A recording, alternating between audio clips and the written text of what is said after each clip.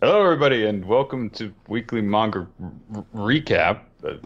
I'm Nick, and I'm here with. Okay, what are we doing? And I am the Minister of Spooktember, Nick.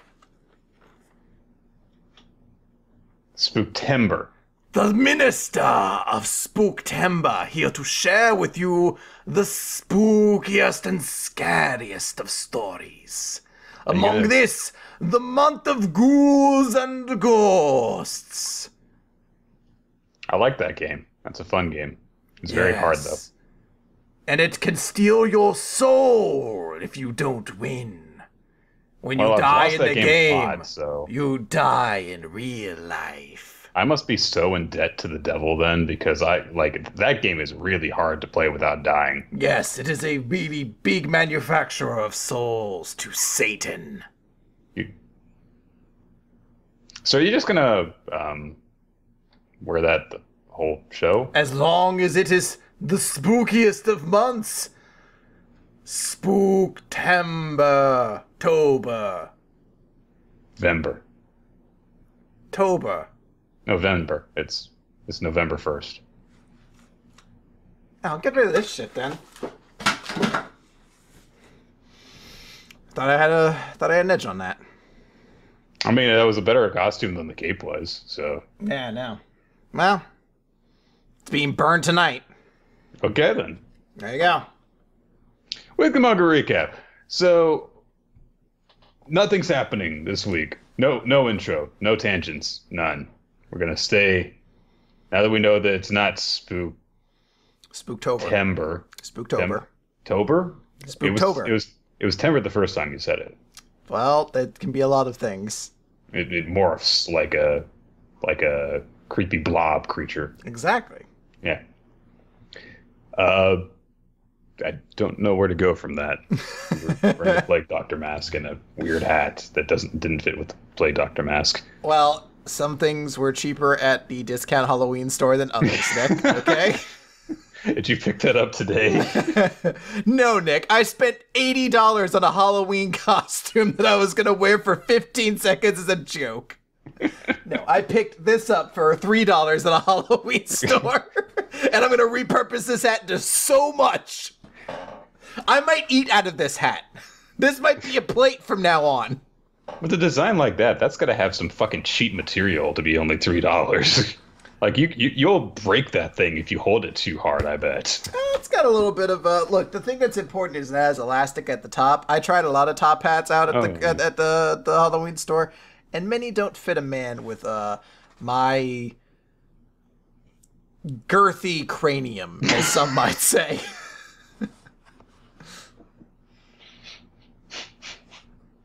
Yeah, I could take that in some weird directions, but I'm going to not.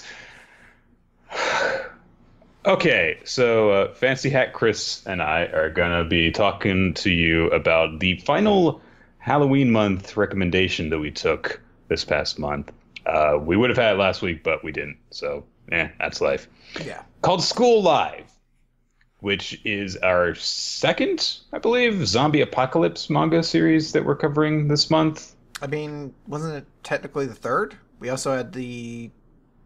Yeah, because we had the one with the school prison kids, the prison kids, right? One, and then we had the Resident Evil game one. Yeah, I guess you're right. There was a lot of zombies this year.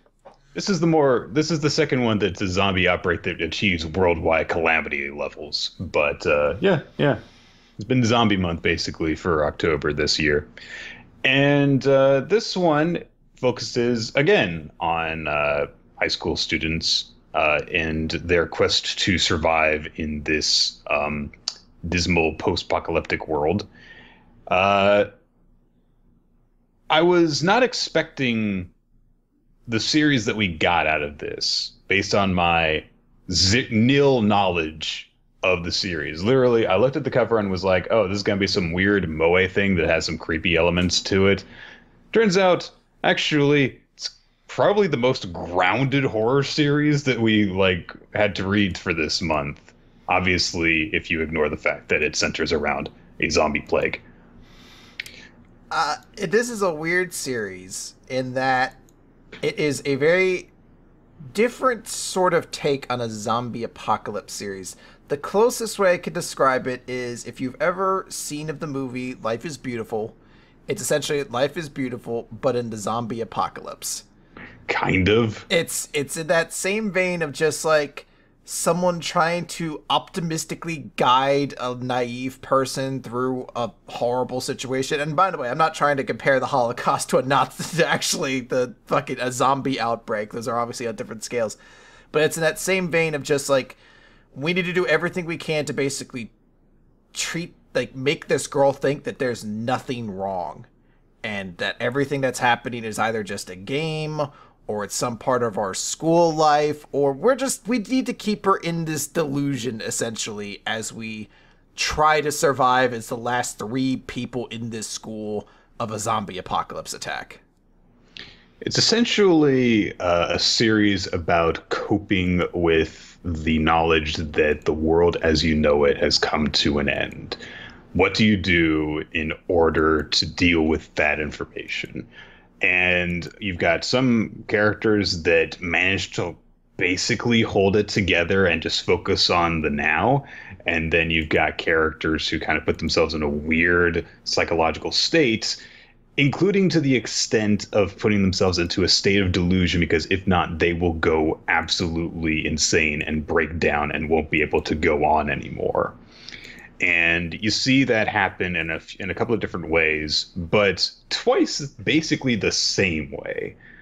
When we start off the series, we've got our main character, Mizuki, and she essentially narrates everything like, "Oh, I'm part of the Living at School Club," or whatever exactly it's called, School Life Club, I think. And she says, like, we basically are a club that gets by living at the school and using all of the amenities that we have here and using the resources here. And we just actually stay overnight at the school. And it's a fun place to be. I can go to all these different clubs and I can go into the classrooms. Everyone gets along. And she goes about her day greeting students and teachers and stuff. And then it just kind of like gets to a point where she like looks out a window and she's like, oh, somebody left the window open here. And it cuts to reality, which is everything is ruined and broken and messy because there have been zombies raging around the school. And she closes this window, which is like broken, so it does absolutely nothing. And essentially she just projects this image that everything is fine. Everything's fine right now, and I'm okay. Because the other people that are in her club are actually the only survivors in the school, and they just go along with it because otherwise she will not make it.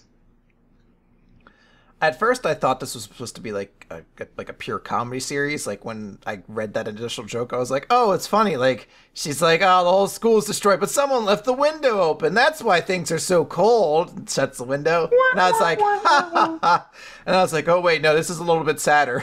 A little bit sadder. But what's very interesting about this series to me is this is. I think, despite the fact, because I won't, bury the lead here, there's some dark stuff that happens in this series. It's a zombie apocalypse series, so there has to. Despite that, this is, I think, far and away the most optimistic zombie series I've seen, because there's a lot of times where they'll leave off on notes where it's like, this harrowing stuff happens, and then they get to the end, and they're just like, tomorrow's going to be a great day. And you're just like, this is so weird. The person who says that in like The Walking Dead will immediately get eaten by like a zombie as their testicles are like pulled from their body by like a crane. Like those are the people who always get the worst kinds of deaths. And here it's like, it's the predominant cast kind of have that somewhat of an attitude for, different points in time. It's a story about holding on to hope in the most hopeless of situations. And there's a really fine balance that strikes between creating this sense of despair and this sense of hope despite it, because even though they go through all these awful situations, things get worse and worse. It seems like they keep on getting by and manage to hold on to this sense of actually having a future. And it makes sense when you think about it, because having a sense of hope for the future is just as important as actually surviving in the present when you're in that kind of situation. Because if you're not living for anything, then what's the point of going on surviving?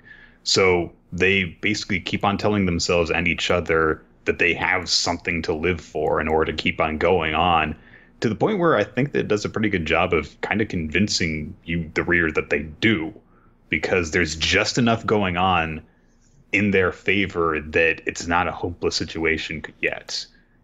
Some individual characters go through some really bad stuff, but they kind of stay strong as a group and get each other through stuff. And you believe, like, yeah, they could actually make it. Yeah, and that's, I think, kind of where the optimism has some level of, like, a real basis from it. And it's not a gruesome series despite being a zombie apocalypse series. You know, there's gore and things like that, but it's not gratuitously so, you know. Again, having watched Walking Dead and watched my favorite character literally have his entrails pulled out from, like, his still living body, I'm like, yeah, nothing along those lines happens, so you're fine. If you're worried about that, you're okay. This is a Moe kind of series, so you're not gonna, it's the very cutesy appropriate version of zombies, essentially. Like, they're just like dirty people who have brains sticking out at some parts or something, you know. They're not like the most gruesome things. And there's something I think very admirable, or at least I guess appreciate, in taking a very different sort of approach to a zombie apocalypse series. Taking this sort of approach. I enjoy the fact that we got something very different here than our normal fare. It's a series I have a little difficulty talking in tremendous length about, though, because for a long part of it, it is sort of just, a school life series set in a zombie apocalypse. Like, there are a lot of chapters where they're just like, here's what we're doing to spend our time, or something like that. And it's like, I mean, this is cute, but, like, it's just sort of weird to read. There is like a tonal imbalance between them that I think is the point, but it's still hard to, like, entirely wrap my head around at times when I'm just like, they're just, like, talking about how much they love each other and how, like, great tomorrow is going to be. And it's like, outside are thousands of zombies. Thousands of them. Stop playing basketball. We've got a main core cast of 4 characters. It starts off with 3 of them, which is Yuki, the main character, Kurumi, who is best girl. She has pigtails and she kills zombies with a shovel. She's awesome. Kurumi was very amusing to me because, again, when I first read this series, I had no idea what the premise was supposed to be. She's just like, carrying a shovel around and you have no idea why. The shovel? Fuck the shovel, Nick. I was confused why the fuck she had knee pads on, and not like skating knee pads, like fucking these like wrestling knee pads with like metal shin guards to it. And I was like, why the fuck would anyone wear this? I was ready to shit all over her, Nick. If the zombie apocalypse had then started, like, that's what I was expecting, like, as I've been preparing for this whole time. Yeah, or she's like, thank God I was wearing my battle knee pads today. I was going to shit all over her in this review for it, but after I realized, like, oh no, like, that's what's happened. It's already happening. I'm like, all right, she can get a pass for this. But those knee pads were still very jarring the first time I saw it. I didn't even notice the shovel at first. She's basically the action girl of the series. She's the main combatant that they call on. She tends to be the one that goes out to scout and stuff. Then there's Yuri, who is essentially team mom. She kind of handles all of the organizational stuff and all of the small but very important things, like keeping track of all their resources and how much they're consuming and how much they have left, so that they don't, eventually just run out of food or whatever and starve. And she tends to be the most level-headed at first. And then they eventually meet Miki, who I kind of actually have a hard time describing, because she kind of ends up becoming the core of the group, the one that kind of holds them all together when the other 3 of them end up having really bad mental issues that they're working through. She ends up being the last sane one left and kind of pulling them all back into reality. I guess because in the respect that they found her and saved her, and so she feels indebted to them and wants to keep the group together. And they come across her after about 10-ish chapters, I think, and then she joins up and she's part of the group from then on. Now, did you see the twists coming in this, like, in terms of the people who weren't actually there? Because it happens twice in this series. Happens one time with their teacher, and that's a really early twist with Megami. Yeah, no, but that's because I had trouble telling who everyone was at the start. Okay. So I was like, I didn't completely register that we were seeing illusions at the start of things. I thought we were seeing like just a disjointed timeline. Mhm. So I did not pick up on some of the people who were supposed to be there weren't. For a while, I was like, where's the fourth girl? There are four girls, right? Where's the fourth one? And then eventually it's like, oh, the fourth one's the teacher and she's dead. She's not actually still... Okay, I'm getting it now. I've pieced it together. So you thought that when she wasn't present, it was because they were like in a different time, or because it does jump around a little bit between like their past and the... Yeah, I just kept thinking I was mistaking her for the taller, the team mom girl. I don't remember the names of most of the characters in the series, unfortunately. Re-san. Yeah, I kept thinking that. I was like, oh, am I mixing her? Like, because I remember Pigtail Girl, and obviously I know the main chick. But I couldn't remember, like, the third one. I just kept mixing the two of them up and thinking they were the same person, and remembering they're not, and then being like, where's the other one then? Ri doesn't really start to stand out until after the revelation that Megami is not actually there anyway. And she doesn't actually really start to stand out as a character until she starts to kind of break and crumble apart at the seams. But basically, as part of Yuki's delusions, she believes that this their club advisor, this teacher named Megami, she believes she's still there, and she's not. Because she died, she turned into a zombie. But because they want her to, not completely collapse, Kurumi and Yuri will just humor Yuki and act like, oh yes, you should go and ask her for permission if we want to do this stuff. And they eventually explain when Miki enters their group, because Miki is like, why are you just humoring this girl? Like, I don't even think that she's actually having a psychotic break. I think that she's just pretending in order for you to like treat her this way and just humor her delusions and stuff. I don't think that she's actually having a psychological break, because I looked it up in this textbook and therefore I know all about it. Things work this way. But eventually she realizes, after spending some time with her, that Yuki is just as important to the rest of the group as the other two girls, because she's the one that gives them, a sense of hope that things aren't completely doomed, that they can still have a sense of fun and be able to enjoy life.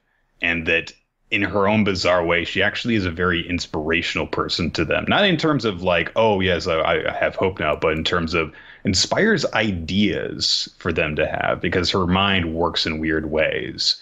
And eventually it kind of comes out that Yuki is not just doing this by chance. It's just kind of the way that her mind works, that she'll actually think of an idea that's helpful to the group, but she'll put it in a way for herself and the rest of the group to make it seem like she's just kind of she's just trying to have a good time. Because eventually she does, to an extent, seem to come to terms with the way that things actually are. Too much stuff happens around her for you to actually believe that she still believes that everything is okay, considering that they run from zombies and stuff like that. Yeah. She's clearly, like, even from early on, you could tell that she recognizes there's some kind of danger, because there's situations where characters will be like, hey, stay right here. I'm going to go handle something. Stay right here. And she starts trembling in fear, because she knows it's zombies. Like, she's not speaking to it. She's not stating it. She seems to have a vague sense of almost consciousness in those moments, usually because she seems to be reflecting back to trauma revolving that teacher that we spoke about before. Mm-hmm. But you get the sense early on that she's not completely under a 100% delusion that this is like, it isn't completely like Life is Beautiful, where they're just like, no, this is just a game. This person's wearing costumes and they're going to try to chase us. And if they bite you, you lose. So you have to shoot their head off. Shoot it! Like, she recognizes there's something there. They don't address it, at the start of things. And you get that sense early on. They're like, all right, there's levels to this girl's delusion, essentially, that we're seeing here. Well, there's even a point early on where they're like wandering around the library of the school, and Yuki's by herself, meaning she's with Megu, and she sees this zombie, and Megumi tells her to hide. So her own delusion is basically protecting her. She's just kind of sees things in a way that she kind of instinctively knows what to do. There's also a point where she like gets in her head like, oh, we should clean up some parts of the school. And she's cleaning a room by herself, comes across a zombie and kills it with a fucking mop. Just beats it to death with a mop. And she's like, ew, a bug! I think that's supposed to be the moment where she kind of starts to really break out of the delusions. There are some points in this series where it's not 100% clear what's going on. And that's because it really does show, don't tell incredibly well at points, relying on you to just kind of understand things as you experience them visually, then just putting you inside the character's head while they narrate what's going on. There's not a single point in the entire series where you can go, it's like, oh, right, a zombie apocalypse happened and Megumi is actually dead. But by her actions and the way that she behaves slightly differently, you can tell that she is actually, her delusions are either becoming more mild or are adapting to the situation, or she's broken out of them entirely and is pretending. It's not 100% clear. But I really like that part of the series because it allows us to have some incredibly powerful and effective moments. There's a point where the girls take Megumi's car out in order to try and like gather supplies and explore around the town, and they stop by Kurumi's house, and Kurumi thinks like maybe people inside here are alive, and of course she goes inside and there's blood smeared on the walls and things are broken, and she's like, yeah, okay. And she just goes into her room and climbs into her bed and curls up around her pillow for a few minutes, and then she goes outside. And that's probably my favorite moment in the entire series. Just that image of her just taking a moment to just cope with what she has lost and then gathering herself up and leaving. And absolutely none of it has to do with dialogue or like, this is what she's feeling right now. Just showing you. And the thing that I think I kind of stuck with that the most too was that at the end she leaves a note for her parents. So still playing into this idea that optimistically maybe they're not, and maybe it's part of a delusion she's telling to herself at that point, but it is still that idea that this is a very optimistic take on the zombie apocalypse, because it's not treated that moment is a sad descent into a young girl's delusion that her family's still alive. It's treated like she's still finding hope in this very hopeless and desperate time. And that's sort of where a lot of, I think, the hope or optimism in the series comes in. It's not like, look at these sad people who just can't come to grips with the reality. It's just this idea, as you've kind of said before, that there needs to be something to keep these people together, trying to survive. This hope of maybe someone coming to save them, or maybe a cure being found, or whatever. And then there's Ri, who seems to have a pretty solid head on her shoulders for the first arc of the story, I guess you could call it, where they're actually inside the school, because eventually they all leave and decide that they need to go and try and find some other things that they can do to try and actually be proactive. And they travel around for a bit, and they end up coming to an area near an elementary school, and Ri starts to think to herself, because she realizes, because she's just kind of been distracting herself with a bunch of other stuff, oh, my younger sister is in danger. Her younger sister, Ri and Ru. Yeah. And she's like, my younger sister's elementary school is nearby. And so they go inside, and it's basically obvious from the get-go that she has lost it. Like, there's zombies everywhere inside of this school. There is a barricaded up classroom where Ri basically says, like, I can hear her voice calling to me. I'm sure that she's in there. And even Yuki, like the most deluded of all of them, is like, no, I don't hear anyone's voices. I just hear. So like, no, below that though. It's like a good bass line. You don't hear it until you're really listening for it. Sometimes it takes a few times going through in order. And everyone goes back inside their camper that they've kind of confiscated to sleep for the night. And of course, Ree wakes up in the middle of the night, goes back inside the school, and she's like, I found her! I found her! And for about 20 chapters or something like that, you're treated with this idea that's like, oh yes, this bizarrely mute girl that Ree always seems to be carrying, or someone's always carrying or has their hand on. Yeah, that's her sister, I'm sure. Yeah, nothing about this is suspicious at all. Until eventually it's revealed, like, no, actually, it's a stuffed teddy bear that Yuki brought inside of the school in order to try and charm children that they might find. And Ree has just, in her psychotic delusion, projected her guilt and memories of her dead, zombified, eaten sister to be this teddy bear. So now that she can feel like everything's a little bit better and she doesn't have to feel guilty. But they're very cute girls, Nick. They're all so sweet and innocent looking and everything like that. Moe, right? Moe. You want to just protect them and cuddle them because you don't want one of them to turn into a zombie.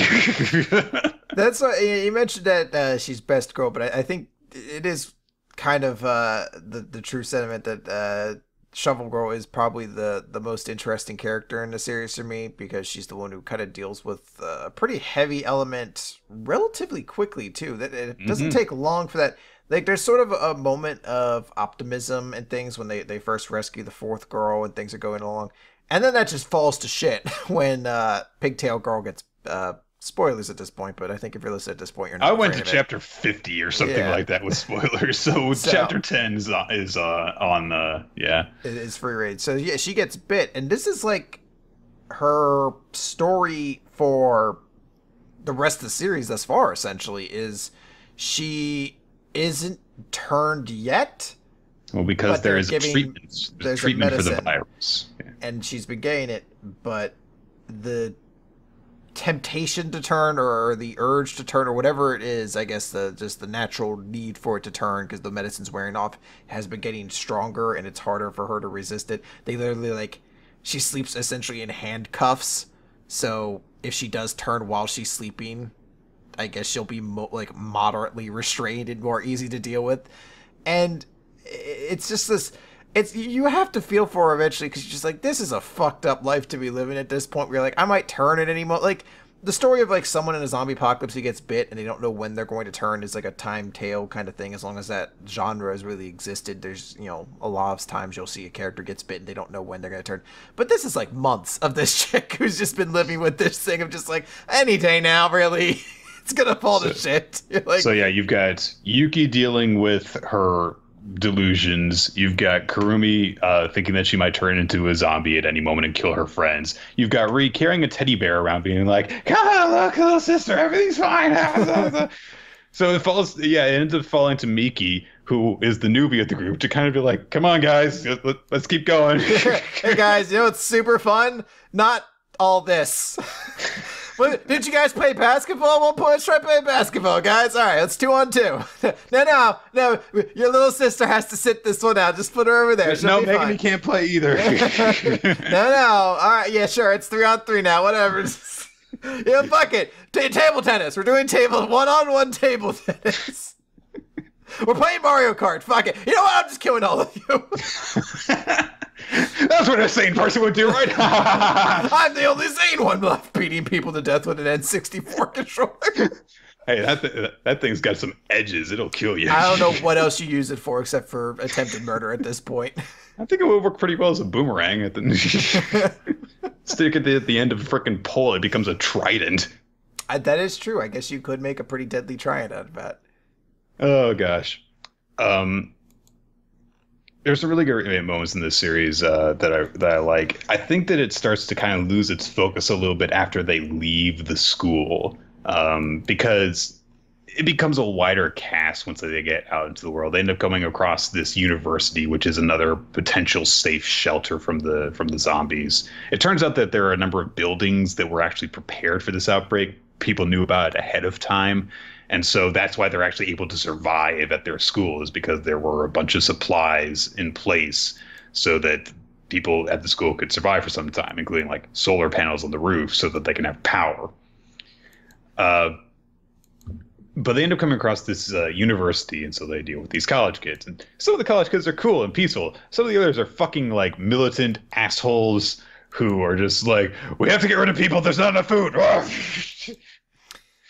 Is that the dude with the baseball hat? Is he a student there as well? He feels like he's older to me. The one Pigtails girl basically gets killed. Want to get him killed. She intentionally kind of kills him. He was with that group. That's actually one of my favorite moments of the series is that essentially the two factions inside of the college kind of come to a boiling point because the people among the more like the zombies are going to get us, or we're going to starve, and we have to wean down to the very strongest among us. That's their whole thing.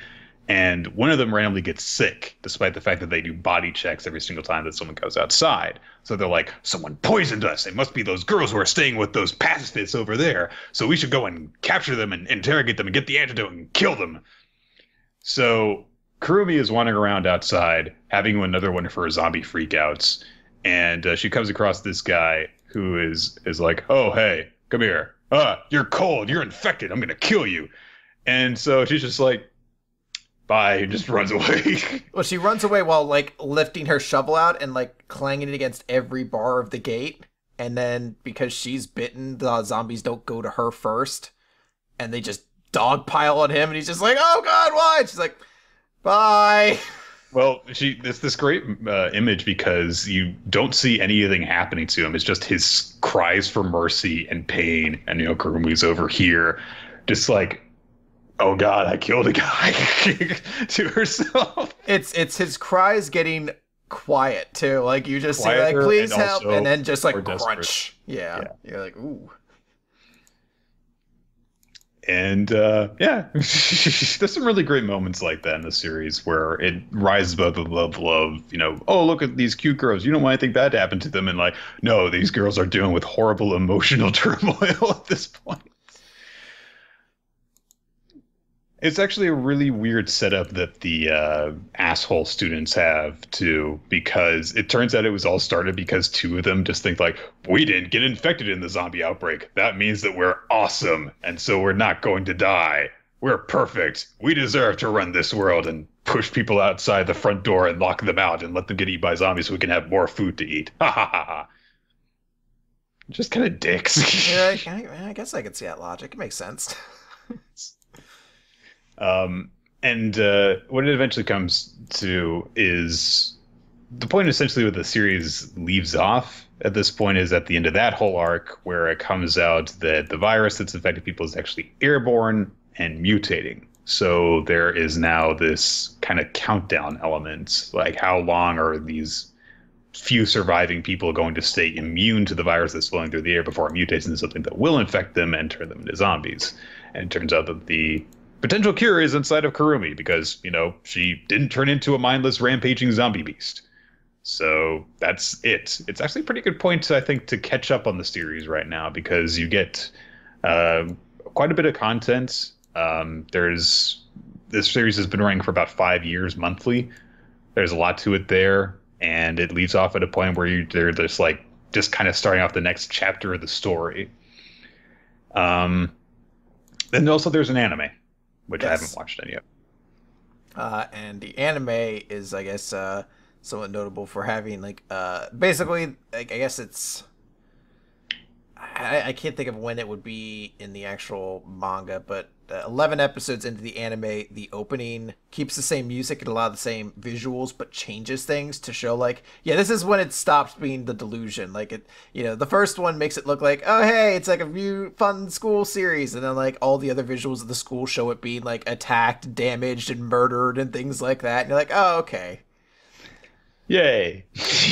I do love it when a series has something where it fucks with the opening in some way. Like the JoJo's recently have started doing that more and more, where the opening when it reaches a certain point, the villains start fucking with it or something like that. And this one has that same kind of line where it's just 10 episodes in, it's like, all right, here's the reality of what things are happening now. It's not going to be a cutesy moe series, guys. It took me quite off guard. This is, I think, probably definitely my favorite recommendation that we took this month. I really enjoyed it. I liked the different take on the zombie apocalypse series. I think that this is the one that really dives the most into the sense of loss and endurance of the human spirits under this kind of condition of all the zombie series that we've read for Weekly Manga Recap. I think that the one that got the closest to this was probably actually like High School of the Dead, weirdly enough. Most of the rest of them are just kind of like, we have to survive. Let's go. I think the series definitely is a pretty enjoyable one. It's got a weird sort of flavor to it that I don't know if everyone will be able to dig. And I don't know if it's hard to call this horror in the same way that other stuff is, because it's a lot more of just like a psychological sad series that kind of goes in there. It just framed in a horror setting, more or less. But I think that's still kind of a pretty unique thing and really kind of fun and interesting. I enjoy this more than most zombie series you read. I probably enjoy this more than the other series you read earlier this month. Although I still do have a soft spot for Biohazard, just for how ridiculously stupid it was at points. So yeah, I think this is a good one to recommend. I do think it loses more steam as it goes on, and the fact this is a long running series that's continuing to run, it's one of those things of like, I think the ending's going to play a part into this, but by and large, I think you can enjoy it. I think you should at least give the first couple chapters a shot and see how you dig it from there, or get the first couple episodes of the anime I watch, and I guess see where you feel from there. But yeah, I think it works. For a monthly series that's been running as long as this has, it actually doesn't take very long to read through. It's not a very dialogue-heavy series, and it's a lot more visually based, so the chapters go by relatively quickly. I do wonder how that would affect the reading experience, reading it, month to month, in terms of like the pacing, like how much content you actually get out of each individual chapter. But from the way that we experienced it, I really enjoyed it. Okay. We're going to head on to our regular recap portion, Weekly Manga Recap now, with a new jumpstart to talk about. Oh, God, I completely forgot to read Full Drive. Oop. It's fine. Okay. Not a lot happened. You're good. I'll let you recap that one, I guess, when we get to it. Sure. Let's talk about My Hero Academia, number 158, Chisaki's Warped Compassion. So, as you might suspect, a lot of this chapter is about explaining why Chisaki started doing the stuff that he's been up to. Why he decided to enact his great plan to destroy superheroes in general, essentially. And what he says, as we get this narration that summarizes the manifestation of quirks and special abilities, is that he decided it's a sickness. And he says to Deku that neither he nor Eri understand the value of her quirk. Expanding upon her quirk has led to great things. I've extracted the essence of her power through my research and have reached a point where it's all coming together. And then we're not just talking about we're rewinding individual bodies. It's something far greater than that. She can affect the evolution of our very species, rewinding to the state before these mutations ever occurred. That's the sort of power Eri possesses. She has the power to destroy the quirk factor and return humanity to normal. So there's the explanation of why her power works that way, I guess. Yeah, and here's the thing. I think this was a good explanation of it, and this definitely, I feel like, should have been the way they first described it. I think describing it as rewinding was a bad plan. They should have described it as evolution, and she has the power to de-evolve people kind of as well. Because this is what gave me the idea of like, oh, okay. Because I think I mentioned maybe last week that I was like, maybe it was like Ares' power wasn't cool enough and they decided to change that. This is the explanation. I was like, oh no, this was planned, because the whole evolution of quirks and what that did to the gang, Yakuza members at the time, that was sort of the premise of this that we knew early on. That was what Overhaul wanted. So that her quirk is essentially a way to turn things back to that time is a clear and easy thing to understand, as opposed to like I don't know, like the notion of like she's Blinks the Time Cat. You just need enough fucking rewind tokens to send things back 5 minutes in time or whatever. Like, it's an easier way to comprehend. What You just have to master doing. Echo's ultimate, Chris. I know I can't tell where my ghost is. How do you got to master that time? You can't just use it to survive. You have to use it to deal a ton of damage too. Yeah, you gotta really know not only your positioning now, but your positioning from 8 seconds from now as well. Multiple nerd jokes in a row. Did you just play Echo recently too from League of Legends? No. I just remember not getting used to him when he first came out. So. But I see people who are really good at him. I was like, fuck you. Stop being good with this. How do you keep I get that. Yeah, I get that you mastered that baseball bat thing. Stop being able to land all of your vein fucking impales. God damn it. So, as Chisaki says, of course, the ability that Eri has to rewind people to that point in evolution also allows them to kind of take society back to that point, because the foundation of this whole world is based on quirks. The power to destroy that way of life is what Eri represents. Things were better when I was a kid. He's like, and I'm going to change television back to how it was in the 90s. That's when cartoons were great. They have live action stuff on that channel now. What's up with it's Cartoon Network? This is ridiculous. Meanwhile, Deku's kicking him in the face like, you have to learn to roll with the punches. You're just blinded by nostalgia. There were bad programs on at the time, too. No, there weren't. What about Cow and Chicken? It was okay. Ren and Stimpy had its moments, too, and this was just a discount version of that. Oh, no. I still don't, to this day, there's, like, a part of me, it's like, someone must, like, whoever the censor was at Nickelodeon back, they must just never watch Ren and Stimpy. They were just like, it's like a cat and a dog? Yeah, sure, whatever. They're like, what's he do this week? The whole episode's about a game called Don't Whiz on the Electric Fence. He's like, I must just be drunk and hearing things. Yeah, sure, whatever. Go ahead. Oh, gosh. Deku responds to Chisaki's rant by kicking him up into the sky. Yay! Yeah, I got dizzy from this fucking panel. He said it's really awkward because everything is tilted onto its side. And it's not as though you're supposed to turn the page to read it, because everything else is in the normal layout. It's just that one shot. I'm like, what? Deku realizes that Eri's power is actually getting stronger. And so, as you know, Chisaki actually warned him, she doesn't know how to stop it. So he's kind of in danger because he has to, their powers have to match up, or else he's going to get hurt one way or the other.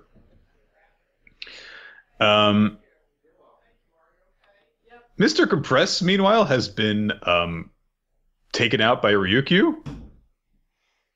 I don't know what he's doing. I don't know what he was doing over there, but he's in trouble now. Well, remember, it's not actually Mr. Compress. Oh, it's the doppelganger that Twice made. Okay, I didn't even realize that. Okay. Also, Ryukyu throws Uraraka and Night Eye up into the air, and Uraraka starts to levitate. Ryukyu instructs her to find an ambulance. Not sure if that's actually where she's going to be going, though. I mean, there's part of me, it's like, I hope she does, or I hope she doesn't, because I want her to do something in this arc. But on the other hand, it's like, that dude had a fucking, like, rock through the heart. He needs a doctor. We get more flashbacks from Chisaki's perspective, including him speaking with the old boss. And he's like, hey, you shouldn't be getting into so many fights, Yakuza member Chisaki. And Chisaki's like, no, he was in my territory, so I taught him a lesson, and that's all. And more of them aren't showing me proper respect, so I've got to make exams of them and earn some respect. And the boss just like, so what are you doing, by the way? You're, like, messing with stuff. I told you not to mess around with drugs and stuff like that. So you should stop that. And I know that this is all because of your sense of indebtedness to me, but you can't go straying so far from our way of things. Chisaki came to the conclusion, it seemed, that their boss was going to lead them to ruin. That's the impression that I get from this little speech he has confiding in Chrono. Shit. And Chisaki basically said, like, so what we're going to do is we're going to take back control of the underworld under the Yakuza. And Chrono's like, I don't know if you can actually do that. He's like, no, I'll make it happen. That's what he did. Yeah. So just a kind of note here. This flashback we're getting here just kind of explains to us more or less the parts we could have already figured out, which is like, I don't think there's any real piece of new information here outside of the fact that, like, the boss, I mean, we already knew the boss didn't like the way he was doing things. Like, it was already clear that he didn't want this, but I guess this is clear that this has always been sort of the approach. But it's interesting because the way this chapter sort of ends, as we'll get to, is like, it looks like Chisaki may have, like, been defeated. And I don't know about you. I definitely, at this point, I almost kind of wish, one, we had gotten something a little bit more intricate out of Chisaki, but I also wish we had gotten this a little bit sooner. I know it's sort of like a trope in shonen to have your villain's backstory sort of revealed as they're defeated sometimes, especially if you want to give a little bit more context to things. Like One Piece has done this several times where they'll have like that villain's dream showed in a flashback upon their defeat or right Bleach was notorious for that. Like, let me explain how this character was actually human deep down as they're dying. Yeah. And I think that, you know, obviously I still want to get that backstory, but I do kind of hope at times it could appear a little bit earlier on in things.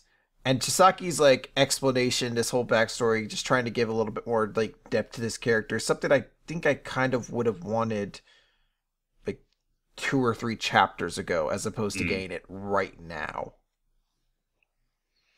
There's also an impression I get, because you see a second meeting that he has with the old boss. And you can tell that time has passed because Chisaki's got his actual proper, like, plague doctor kind of looking mask on. And also Chrono is now wearing a mask. Not the same mask that he is wearing in the present, but he's wearing a surgical mask, which I think helps to show that, like, oh, he's getting more and more involved in Chisaki's way of doing things. And essentially what he says is like, yes, behind your back, I have created this serum that can destroy a person's quirk, and the heroes will be after the serum. The villains will lust after our special guns and bullets. It's all coming from Ares' body. We'll have control over the market. So, yeah, the Hasakai will once again control Japan from the shadows. And he's like, what the fuck are you doing? What? You're drawing blood from a little girl. This is like, bad. This is a very bad thing. You shouldn't do this. This is not what the Yakuza is about. This is what Stranger Things was about. It's like, I haven't watched that season yet. Breaks his face. Like, no! It was okay! There seems to be a very heavy implication that the reason the boss is in the comatose state that he is in is because Chisaki broke him. Because it ends on an ominous note of, like, Chisaki's shadow looming over him. And he says this, however, with, I just want to repay the debt I owe you, so please just sit back and watch. So if that's what happened, he's pretty fucked up in the head, isn't he? I want to repay you, so I'm going to cripple you so you can't stop me from repaying you. In the present, Chisaki is really pissed off. He says, none of you can see the big picture. I'm going to destroy the world, and you can't stop me. And Deku just says, I know that what you're doing. I know that you can break yourself down and heal any damage I cause, but at 100% I can use speed to counter that. I'm not going to let you heal yourself. If I can't save one little girl right in front of me, then how can I ever hope to be a hero who saves everyone? And he just starts fucking laying into Chisaki. Like, we're talking like rapid fire bullet punches. And eventually he punches him so fucking hard that his mask flies off with our big ending 2-page spread. And as this is going on, Uraraka has Night Eye, and they're looking up at everything. And Uraraka says, "Hey, you said the Deku's got to get killed, but are you sure?" And Night Eye's like, "Such is the inalterable future I foresaw, but now." So, no My Hero next week. So that's what kind of lends a little bit further credence to that. This is probably the climax of this fight. I think this is going to be an awesome scene when it's animated, when you get like the music behind it, you put your fucking You Say Now remix or whatever behind it, you know, your leitmotif. You say or run whatever. faster. Yeah, you say run really, really fast now. And you animate this. I think it's going to look extremely awesome. You know, and I get a little bit of shades of that Dressrosa finale where it's like, you know, the last shot you saw of Doflamingo before his defeat was just that those stupid fucking glasses like hitting the ground or whatever. You know, you're seeing it here with that big mask getting ripped off or whatever.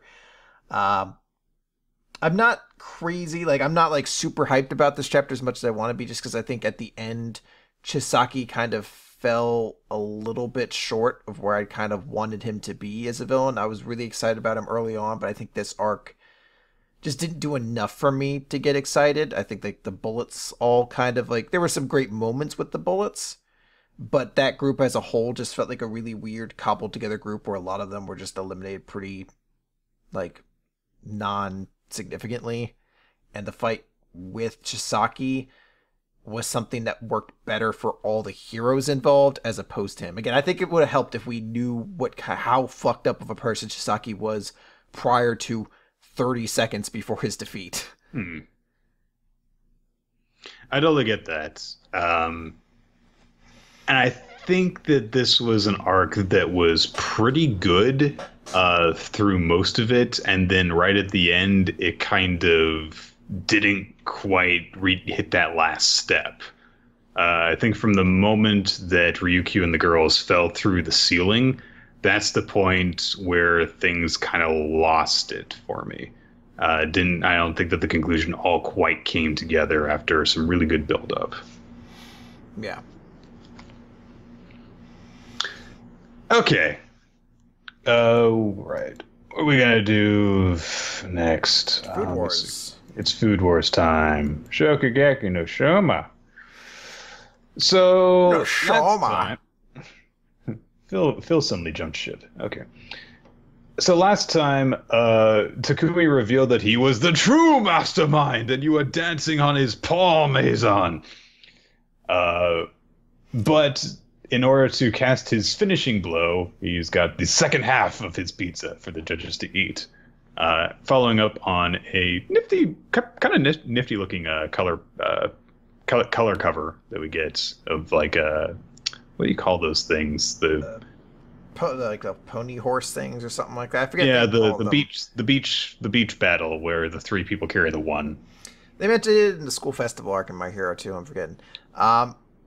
This is a curious thought I've just always had. Why is it that like the shorts for women in Japan, like gym shorts, are so short? Like they're like fucking briefs eventually. I never quite understood that. I don't think that, from what I recall, I don't think that they're common anymore, but they were for a time, and so you see them thrown into manga for like nostalgic reasons, and also because dar legs. So I was just always curious if there was a mechanical reason for it. They're like, well, yes, this gives you super speed because it's like a superhero costume at this point. You're like, oh, I don't think that's about? I literally just think it's like the ace, like, you know, like in A League of Their Own, where all the girls have to wear skirts, even though that's a terrible idea when you're playing baseball. So, anyhow, judges are gonna try that second half of the pizza, and Azon's like, so what? The other half of his pizza is plain cheese, for crying out loud. And way too simplistic. He has a good reason for that. There's no time in my life where I've ever said, oh, thank God, cheese pizza. Cheese pizza is where I'm like, I guess if everyone else here is vegetarian, I know you're going to do this, Nick, because you feel like this kind of person, unfortunately. But there's never been a point where I've been happy for cheese pizza. I play with the regular D&D group, and there's like a thing that every week somebody will bring the food. And one dude came in, it was like, someone had said, get bacon pizza. And he's like, he went to get bacon pizza. They told him they're out of bacon. And he said, okay, just cheese. And we were furious because we were like, you didn't ask for any other topping. You just said cheese. He's like, I like cheese. It's like, get the fuck out of my house. I've never cheese pizza is okay, but it's that thing of literally anything on it at this point would be fine. Well, because it's the plain option. You can't just have cheese pizza, I don't think. I think that you can have it if, it's something that, because nobody can agree on a single topping, maybe you can do. But if you ever get a 5 cheese pizza, those things are delicious, which is why I totally buy into Takumi's thing here. I immediately sat here. I was just like, if I was a judge, I'd be like, is there sausage underneath this, or maybe some black olives, a little something here, some pineapple? Because yes, that is good when it's with ham on a pizza. So the 3 judges are what is it, Umi or whatever, the girl, and then you and me, and she's just I got her 50 Bibles of flavoring and everything like that, and you're just nitpicking the choice of the toppings, and I'm just where are the Pop-Tarts? You're just this pizza's okay, but is the Pop-Tart coming up next? Pastry chick, you working on Pop-Tarts? She's I think it'd be illegal to just make Pop-Tarts. I think they own a patent. Bring me a Pop-Tart! Just here. Does this one be the Shokugeki? I'll pay the $4 to buy you a big box of 50-cent pastry. Oh no. Your food cats. The brown sugar is tearing my body apart like ravenous, sexy zombies. The toilet Frankenstein guy appears in my mind's eye. You're gonna poop tonight. Anywho. All right, I don't want to start an argument in the chat room, but anyone who doesn't think pineapple is okay on pizza is just wrong. I don't understand you. I haven't had Hawaiian-style pizza in a really long time, so I've got no stance on it. I don't eat it that often, but in the right mood, it's amazing. I do really like that joke from Inside Out, though, about Hawaiian pizza. Yeah. So the judges are probably literally blown away. The guys are very, very predisposed towards tweaking their nipples.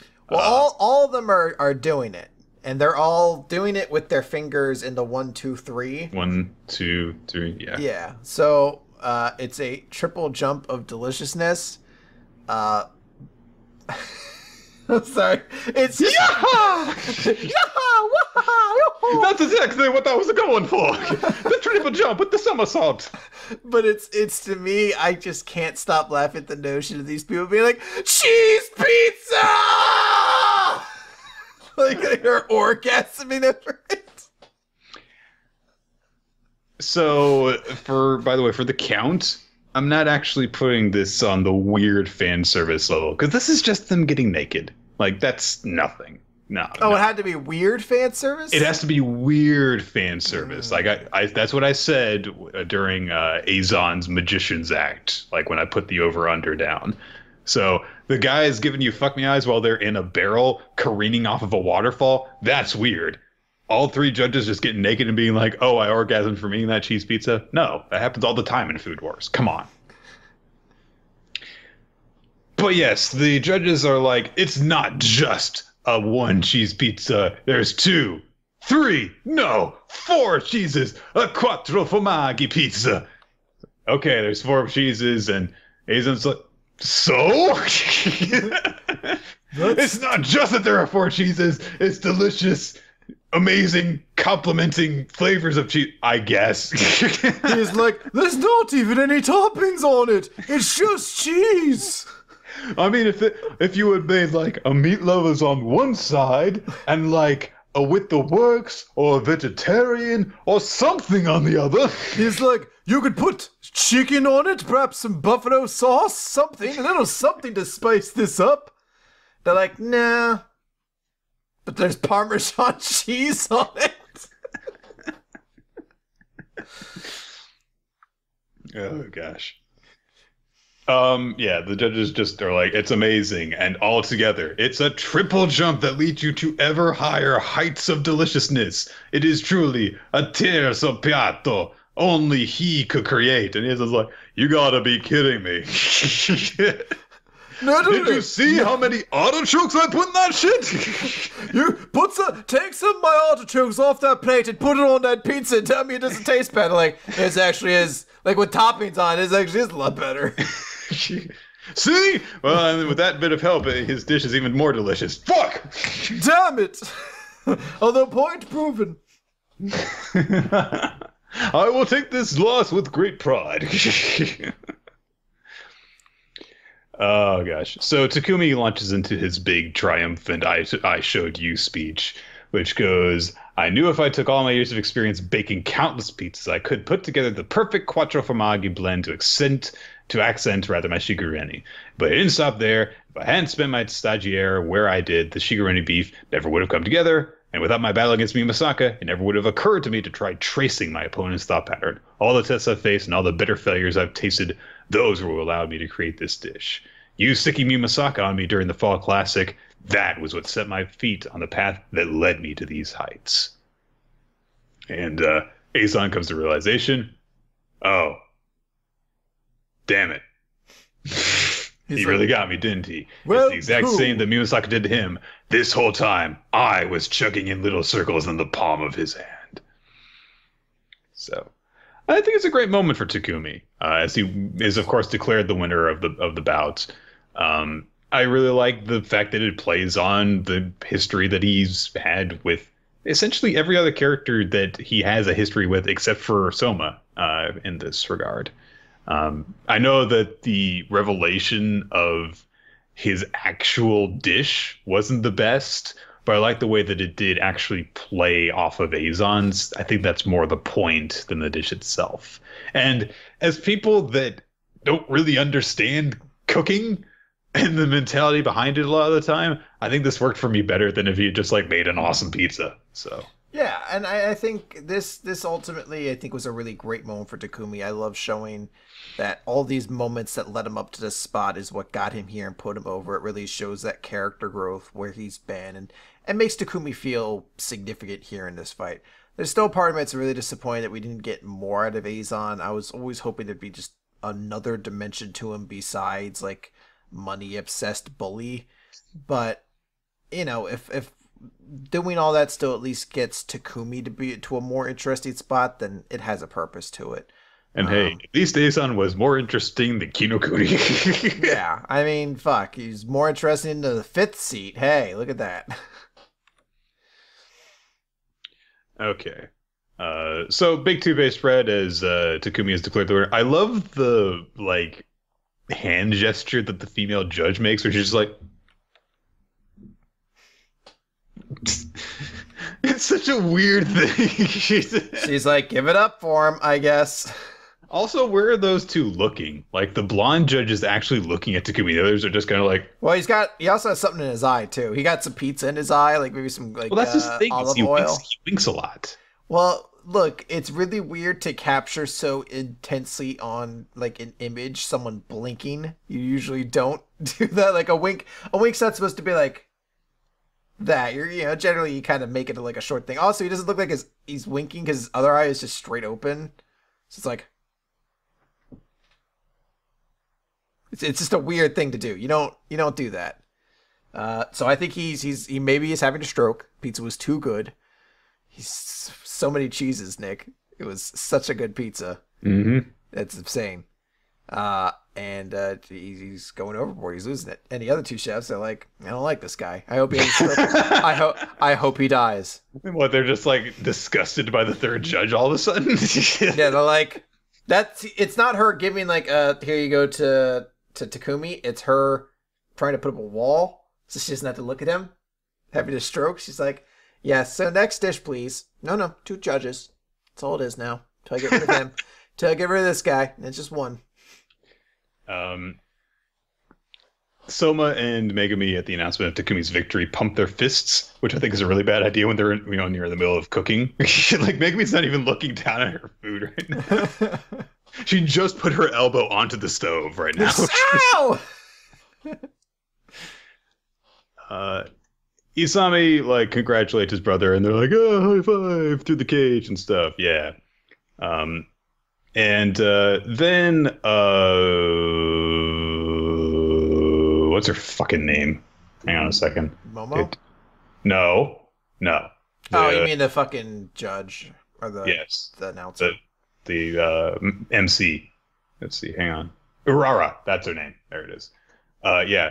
Urara is like, oh, it fucking sucks. Oh, come on, Saito Senpai. Fucking kick their asses. And Saito's like, indomitable tenacity. Yes. So he's like, oh, come on, Momo. Yeah. Like, kick their asses. And she's like, get the fuck away from me.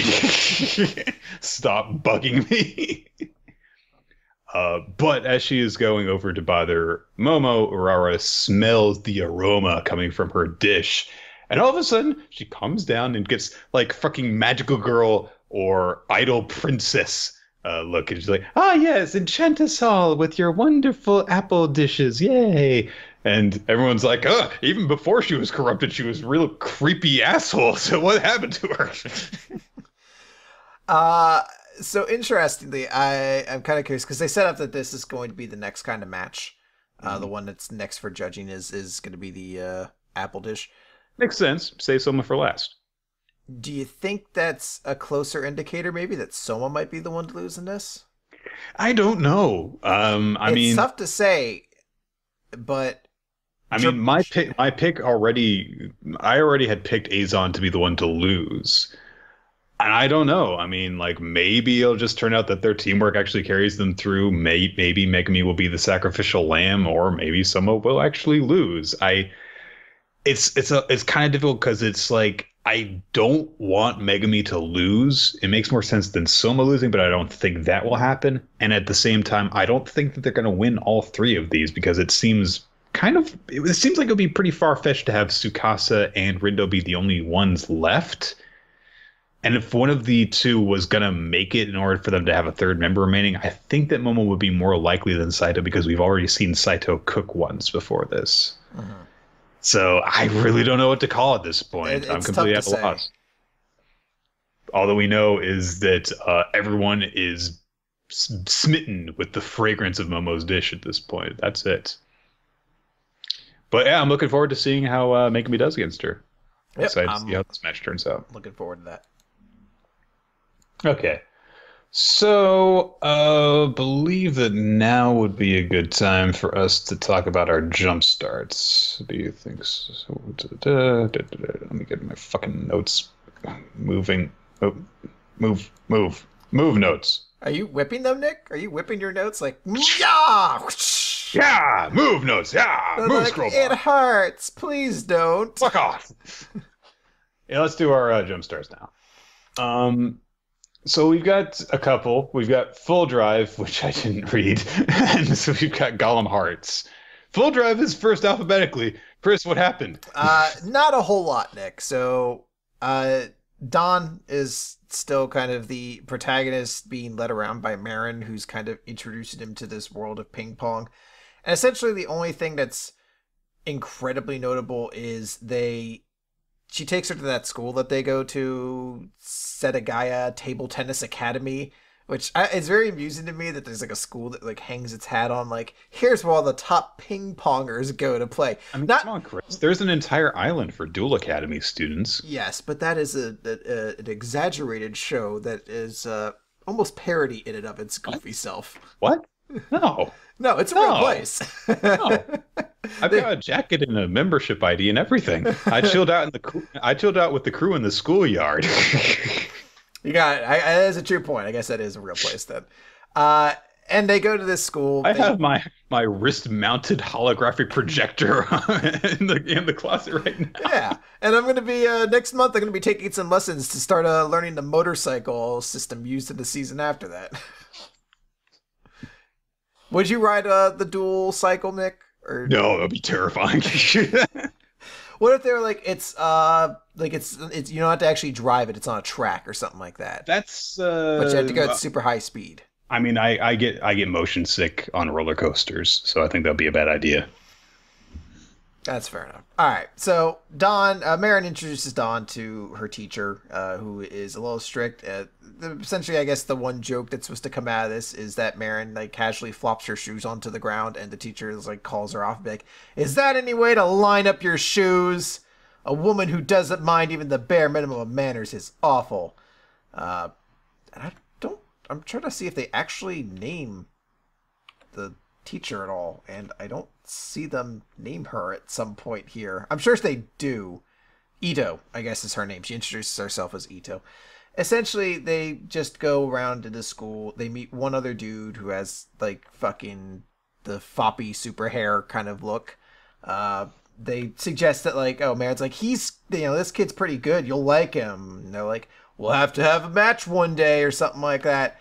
And then Don just shows off his ping pong talents to this teacher, and she kind of like dresses him down for like, you need to be even stronger if you want to get there. I need you to hear this passion out of you. And there's this big 2-page spread of him being like, I want to crush everyone above me. So they give him a new racket that, has like tensed rubber to it so it won't slip out or anything else like that. And the end of the chapter is that one guy popping out of the shower being like, oh, right, so how about that match, essentially. There's not a lot to this chapter, Nick. I'm skipping over some parts of it, but there's honestly not that much true content here. It's a lot of the same stuff that we kind of already saw last time, and I'll be honest, I've reached this point with Full Drive where I don't particularly have as much interest in it. Primarily just because Don, as a protagonist, has nothing that makes him stand out amongst sports shonen protagonists. He's talented at this sport, and he's really passionate about winning. And that's every sports protagonist, essentially, in the genre, the medium.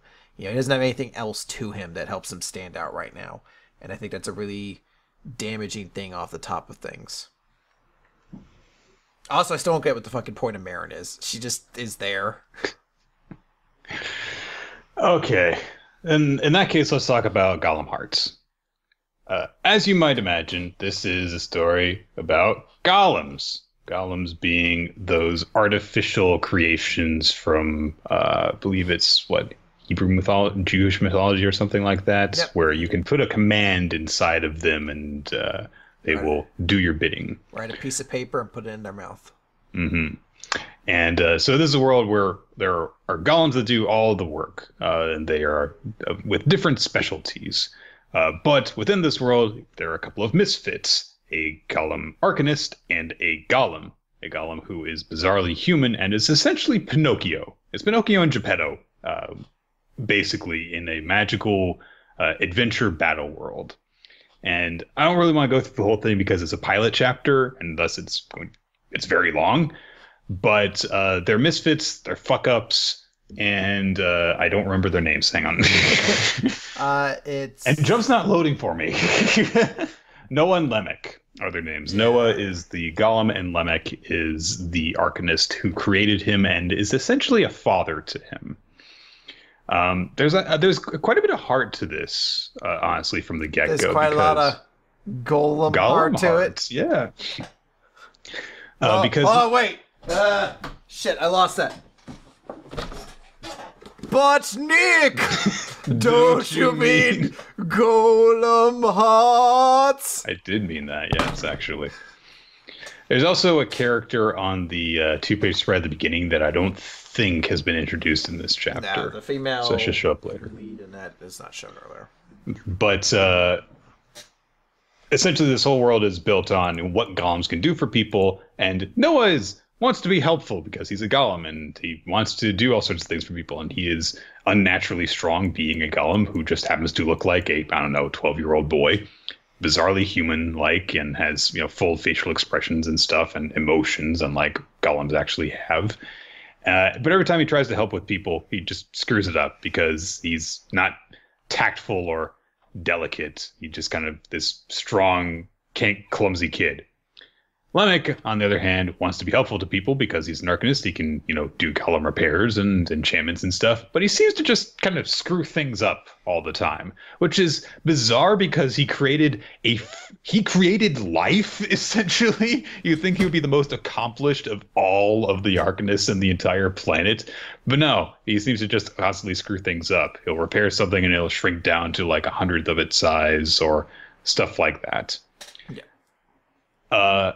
Eventually, at one point, Noah tries to help out people against their will in the dead of night. After they told him, "No, we don't want your help to do something," he in the dead of night, he's like, "They were just too ashamed to ask me for help," and so he goes off in order to help them anyway. Moves a bunch of crates in this shipment, but the place that he moves them to, because they moved them out of a lockout, they get stolen in the middle of the night, and so of course everyone blames him and wants to get him for all the stuff that he's done over the course of, I don't know, years. I don't know how old he's actually supposed to be. In fact, Noah actually says, like, I did it! I helped you guys! I moved all your stuff again without your permission! He's very excited about this fact. To me, he's like... Nick, did you ever play The Sims at all growing up? No, I did not. Oh, okay. So one element of The Sims is that there were like kind of randomized events that could come at and happen. Like one was a clown would show up to your house and just make everyone really sad. But the one that was great was Frankenstein would show up to your house and he would just break everything. Like he'd walk into your kitchen and just break the sink, and then he'd walk into your living room and he'd break the TV, and then he'd walk into your bedroom and break your lamp, and then he'd leave. And Frankenstein essentially was Noah in this. Where it's just like, he's probably trying to help. Like he showed up to your house to kind of party, but he just broke everything and then left. Like, I'm sorry guys, I don't know what to do now. Mm-hmm. So the guy whose stuff that he ended up getting damaged and stolen and stuff just lashes out at him and says, "Not only are you the least helpful golem ever, but it's freaky how you look so human. Stay away from my trading business. In fact, just leave town." Noah, of course, is very upset. He runs off, and Lemmick runs after him and tries to comfort him and says, "Hey, you blundered a bit today, but don't let it get to you." And Noah's like, "Oh yeah, but I'm a useless golem. I just want to be helpful to people. I can't do anything." And he even says, "Maybe I shouldn't exist." And Lemmick grabs his face and kind of pulls it into this weird smile, and he says, "That doesn't look like you. Come on, you should smile." And he's like, "No, golems are supposed to be expressionless, so I just end up freaking people out." And Lemmick's like, "Well, that's all the more reason to smile. When you smile, Noah, it brightens everyone's day. Or at least it brightens my day. Every day with you is a blessing, so I'd very much prefer if you kept existing." And so it's like, oh, this is... He's gonna die at some point horribly, isn't he? He's a dad who loves his son. That can't happen in manga. What's happening here? Get out of here. Turn evil. I'm not gonna be fooled by the fact that he's on that title page. And Lemmick says, "Hey, you know what? I've got a dream. I'm going to be the world's best arcanist, and I'll earn respect, get rich, and live a life of ease." And Noah's like, "Well, then I'll also be the world's best arcanist." And Lemmick's like, "Wait, does that mean you're competing with me?" No. And this is actually bizarrely interesting logic, where he says, "If I become the world's best, then that'll make you an even better best since you made me." And he's like, "Well, but there can only be one best." "Okay, then I'll be the second best arcanist in the world. And that way, since I'll be so great, you'll be even better because you'll be better than me when you're the best." Okay, fair enough. That's when my head explodes. I'm like, too much math. So they agree on that. Go to bed. But when Noah wakes up, he sees the Lemmick is confronting the merchant from before outside. And he's like, "Hey, you should dispose of that golem. Get rid of it." And he's like, "Look, are you still bothered about what happened yesterday?" He's like, "It's not just yesterday. It's everything that has happened. That was just the straw that broke the camel's back." And Lemmick says, "Hey, look, you've got a daughter of your own, right? If she happened to be a brat who terrorized the town and people told you to kill her, would you?" And so, of course, Lemmick gets fucking punched in the face for saying that. But Lemmick says, like, "That's how I feel about him. Golem or human makes no difference to me. Noah is Noah. He's always trying to be helpful to you, works hard. He's kind of a pain. Maybe a fool, prone to mistakes, but he means more to me than anything. Noah is my son. So when you tell me to dispose of him, understand that I lay down my life to protect him." Aww. Fortunately, the tension is broken that moment by the appearance of kidnappers. Just random guy just like riding around on a golem snatching children. Oh no. Well, it's the same guy who robbed them last night. Of course. Yeah. So Noah springs into action, and he and Lemmick basically decide that they need to chase after and Lemmick casts an enchantment with his Arcanist magic, puts a seal on Noah's chest. I actually like because he's like, strip down, Noah. He's like, okay. He's like, no, keep your pants on. Not that kind of series. He puts a seal on him so that he can run faster. They run after, and they have a battle. I'm not going to get too deep into it. He also casts a really, really complicated advanced seal called Paladin, so that Noah's arm turns into a sword. He cuts the other guy's golem in half, saves the day. Everyone makes up because, everyone realizes what a douche that they've been. They make amends, and yay. Now Noah and Lemmick are town heroes because they saved people from the kidnappers, and then there's a joke at the end because Lemmick tries to use his magic in order to heal the damage that Noah has suffered, but he ends up shrinking him down. And that's it. But there's a narration at the end. Their days of living together were nearly at an end. He's gonna die, Chris! There cannot be a happy father-son relationship in manga. It doesn't work. It just doesn't happen, right? I'm not going to let myself get too attached to him and feel bad when he dies. You can't trick me. Nick, he's not old enough that I give a fuck if he gets his peanuts or not. So. There's no gray in that mustache. Mm-mm. You're like mid-30s, who cares? I like the series a lot. It had a pretty good pace to it. It was able to, blended comedy, action, and, emotion well, and felt earnest in that emotion, which is a pretty big, tell as to whether or not it's a series I'm going to enjoy.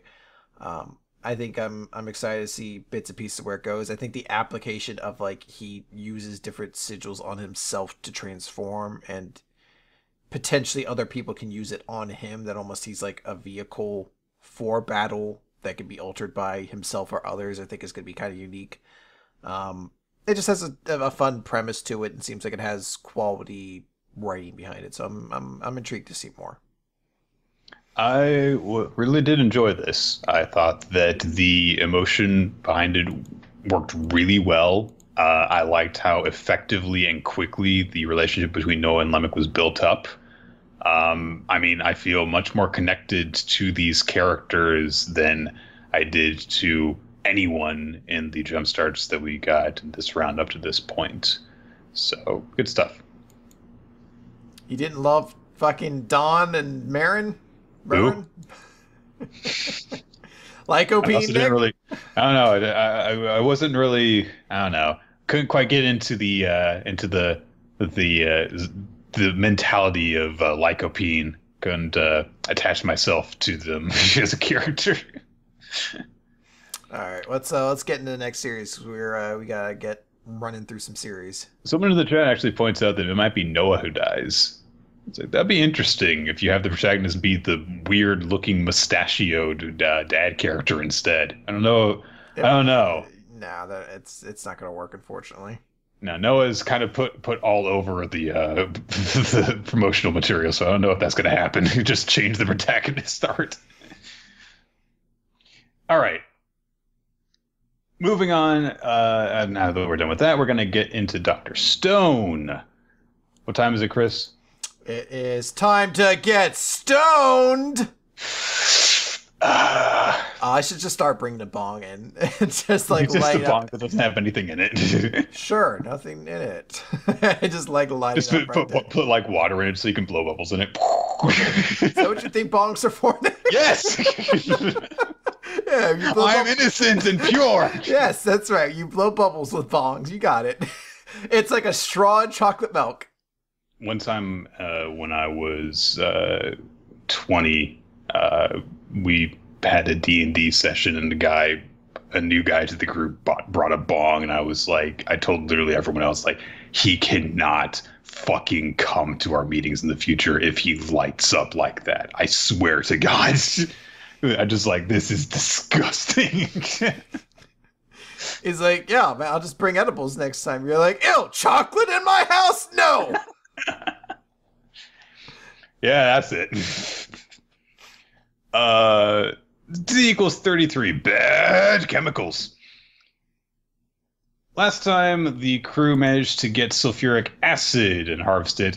I like how Senku is still the wuss of the group, even when he's with fucking Chrome, because all Chrome and Ginro are carrying around like all these freaking bottles full of sulfuric acid. And Senku's struggling to carry one.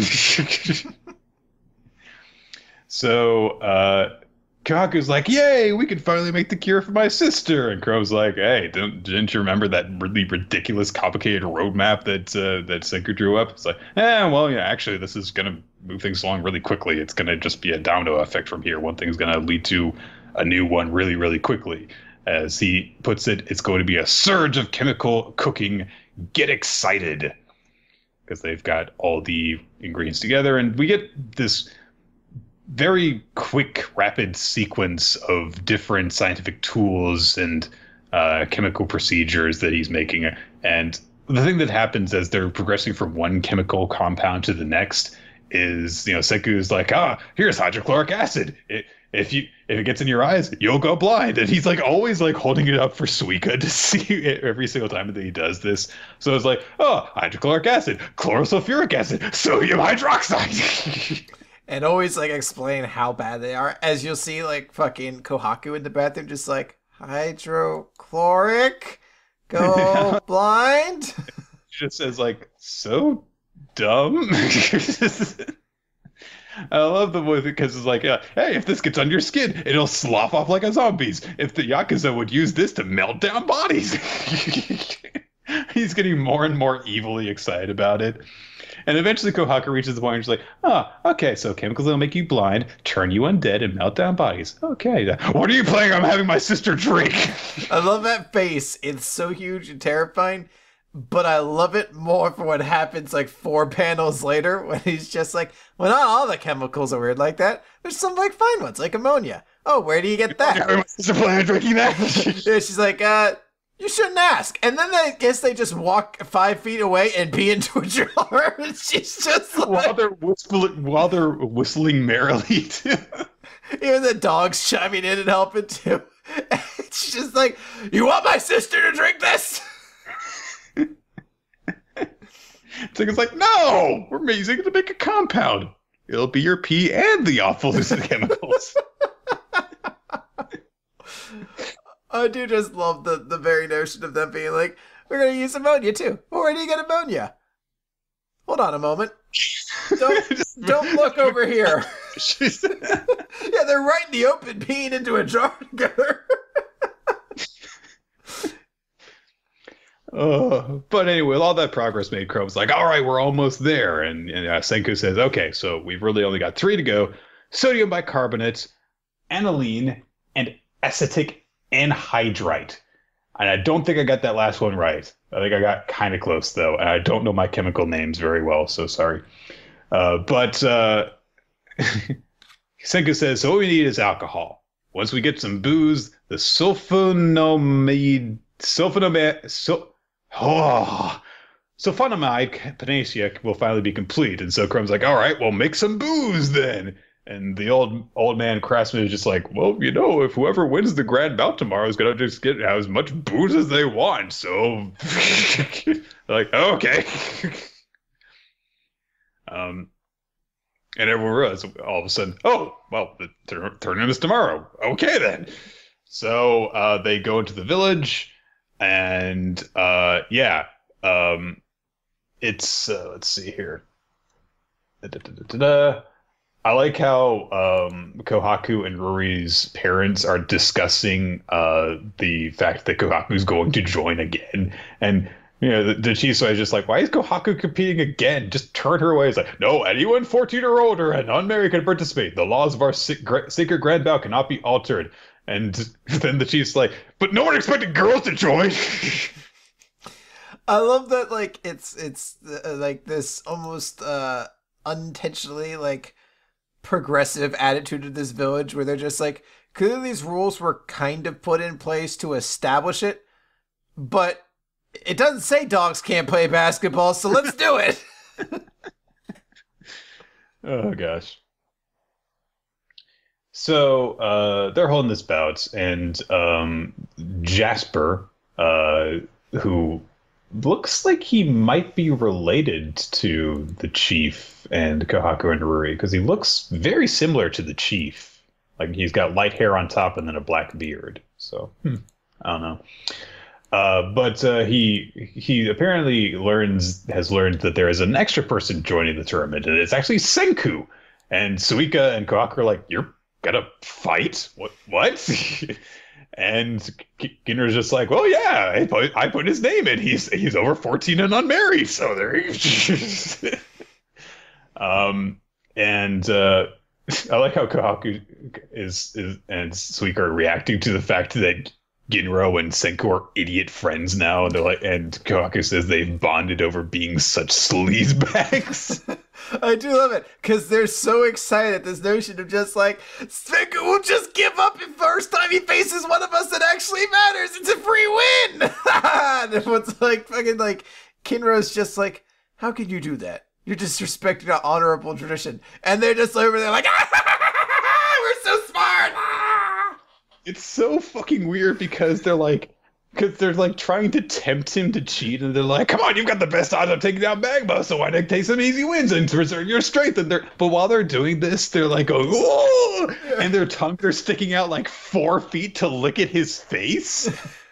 And I like that, like he's trying to win favor. He's like, "Kohaku, how can you do this?" And she's like, it saves our sister. So it's like this side of like match fixing pro, and all of them are just like, gah! Like they've got these stupid dumb expressions. They're growing cross-eyed. She's like begrudgingly like, I guess I agree with that. Oh, we get this big dramatic 2-page spread after that point where it's been 5 months since he arrived, but that day, for the very first time, Senku set foot in the village. Damn straight. That gives us an idea of the timeline, though, in terms of how long all these scientific discoveries have been taking them, though. 5 months for all the work that they've done. Still quite a lot got accomplished in that time, though. But when she hears the name Senku, Ruri reacts as though she remembers it. And they're like, "What? Have you met him?" "No! Nor would I have thought such a thing possible. Yet, even so, this man, this Senku, I know him. For years now. No, come to think of it, for an eternity even, from far in the distant past." So, what does that mean? Maybe among the jump stories that were passed down, Dr. Stone was one. That's actually what I'm assuming. It's along the lines of she remembers him from somebody from her story, because it's certainly the only thing that makes sense at this point. Because we know she can't be from the stone world. She's a descendant of stone people. Like, she's several generations of people who have lived in the reimagined world or whatever. So, she can't be somebody who was, like, in high school with them or something like that.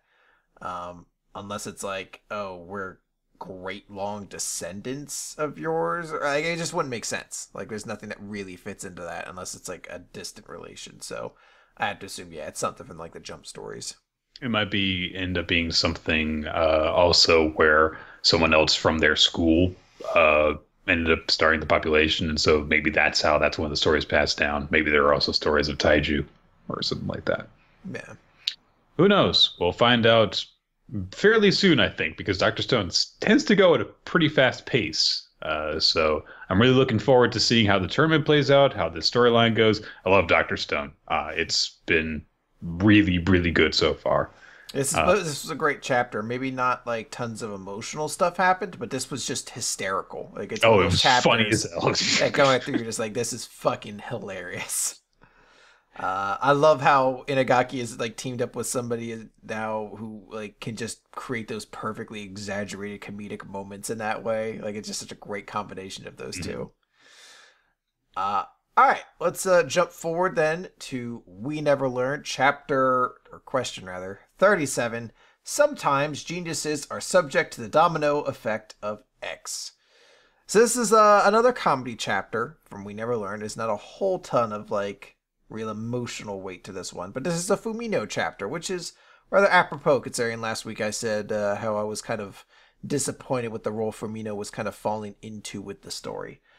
This one has a pretty simple kind of direction to it, where nobody knows how to cook. Yes, essentially, Yuiga is going to the store because he wants to cook up some. What is it he's trying to actually make specifically? I feel like he mentions it specifically at some point, but I guess he doesn't. I guess he just asks for cooking help in general. All right, so regardless, he wants to make something really delicious for his sister because it's almost her birthday, and she always cooks something special to celebrate for us. They end up making curry. I don't know if that was the goal from the onset or what. Gotcha. And he runs into Fumino at the grocery store, and he's like, "Oh, hey, are you cooking for yourself?" She's like, "Well, girls just kind of have to have that skills, Western, Japanese, Chinese, or, I can cook it all." And he's like, "Oh, can you help us then?" She's like, "Sure." So she brings him over to her house, and there actually is a small tease here or something when he asks, "Where's your family?" And she mentions, "Oh, my dad, he's away, he's hardly ever home," which kind of harkens back to something way back in the series where we got a hint that there's something to do with Fumino's relationship with her father that maybe is the cause of some of her conflict. But we don't dwell on that for too long because immediately Fumino grabs Yuiga's hand and is just like, "Did you wash your hands?" He's like, yeah. She's like, "You call that washing? Go to the bathroom and wash them again for 30 minutes. And he's like, "Shit, she must be really serious about her cleaning. All right, I guess I'll go do it." And she's like, "Good." "Shit, I don't know how to cook anything. I need to figure this out in 30 minutes. And you just see her hand 30 minutes later as she's just got band-aids over 5 of her fingers and this potato she's cutting. I don't know what she did with it. It's just in Well, first of all, why are you using that fucking knife to carve a potato if you don't know how to do it? There's a reason that you have potato peelers. It's even if you're going to use a knife to peel a potato, you don't need it to be that kind of knife. Even if you don't know how to peel a potato only has skin around. You just you would lose a lot of the good potato too just by not peeling it. But you could just cut it into a cube that's smaller. You'd get rid of all the skin, and you could just boil that or whatever you're planning to do with it. But apparently, she fucked up potatoes so hard, it's just splattered nonsense in front of her. And also, isn't the rule when you're peeling the potatoes to move the potato, not the knife?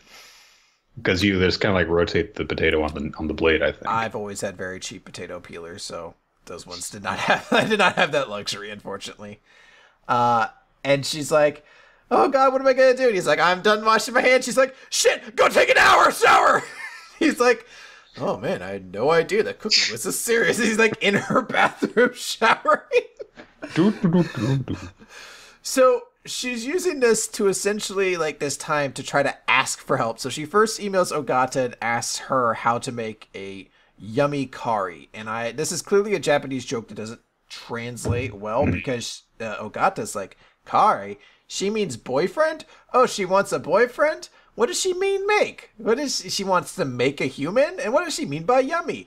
So her response is the Ogata perfect response of "I will most gladly provide you an illuminating answer to your question, but the theoretical explanation will take time to expound. I do not wish to impart the impression that I don't know the answer. That, I assure you, is not the case by any means." And she's like, so apparently Ogata knows how to make humans. And Fumino's response is "I'm just going to email to talk about they had to be kind of creative because of all the characters that get asked this. Ogata, of course, knows how to cook. So yes. So they had to find a way to, but it makes perfect sense where it's just her being misunderstanding it and then being "Oh, well, you're asking about boyfriends? Well, this is a very deep and philosophical question to delve into with a lot of." She's like, "I don't have time for this. I only got an hour. Takamoto, what's up?" And Takamoto shows up, of course, providing us with the obvious illumination that she answers all tests by thrusting her butt outwards while taking them. I'm going to text now? But she gets the text from Ogata, who is like, "Fumino wants to make a boyfriend. She specified a desire for him to be yummy. Can you help?" And Takamoto's response is to just spill water all over herself while being dumbfounded and shocked response because the only person she can assume that would be Yuiga. Well, yeah, because obviously he's the yummiest person she knows. That is true. So Takamoto passes this off because she's like, I don't know the answer. So I'll have to pass this off to a high priestess of love, which is Ashumi, who they email as she's at work. And I like because when she first gets this, she's like, Asumi, Fumino needs our help. She needs to know how to bag a handsome guy who wears glasses. She's like, I don't know how to put this. Why the fuck are you messaging me? I've got work to do. But then, of course, she gets buttered up by being like, but you're the only grown-up I love. You seem to have lots of experiences with love. And she's like, well, when you do get to be 19, you learn a thing or two about love.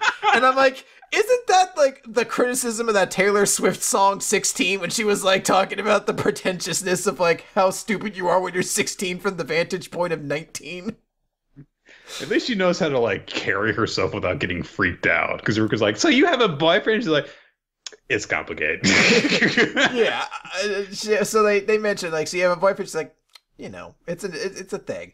And Takamoto's even excited. She's like, eek, that's the kind of thing women in soap operas say. You're so cool. And she's like, well, what is my experience with love?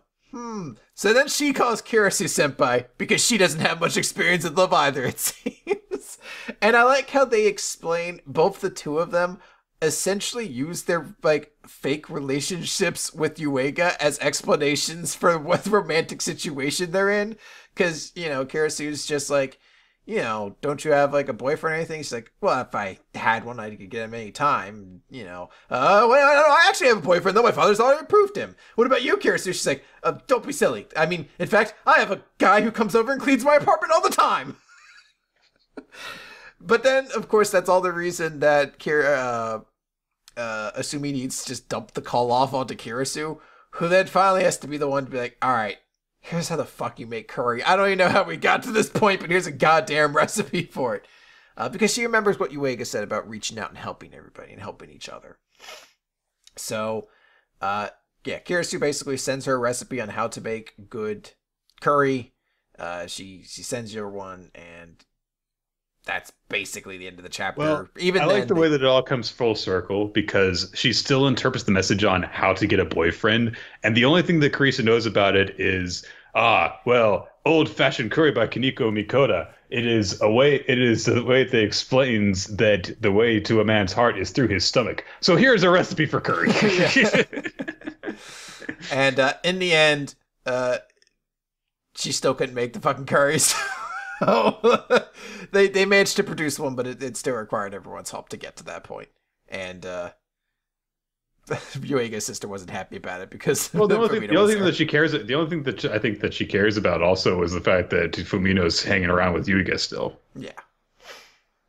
So this is a fun chapter. I thought it'd be really hard for any series this week to top Dr. Stone and just like or even come close in terms of hilarity, but a lot of the jokes in this chapter did get like good chuckles. I mean, like I legitimately had to stop and laugh when I saw Fumino was just like, go into the bathroom and wash your hands for 30 minutes. Shit, I don't know how to cook. Like it's all just a big thing. And then when she demands he goes take a shower for an hour, he's like, okay.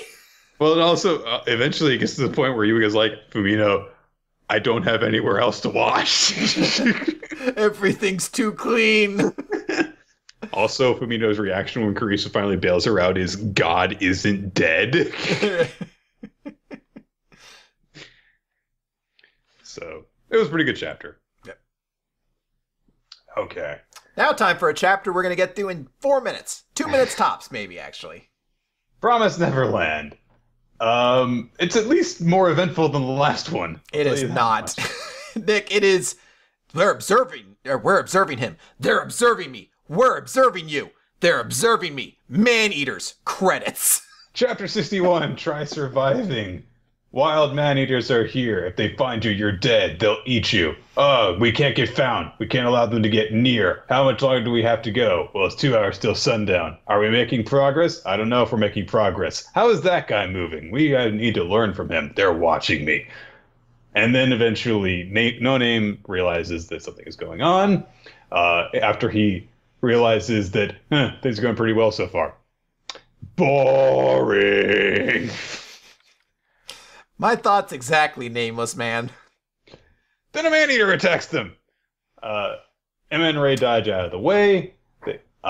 They Emma reaches for the gun that Ray has dropped and has to try and get ready to use it.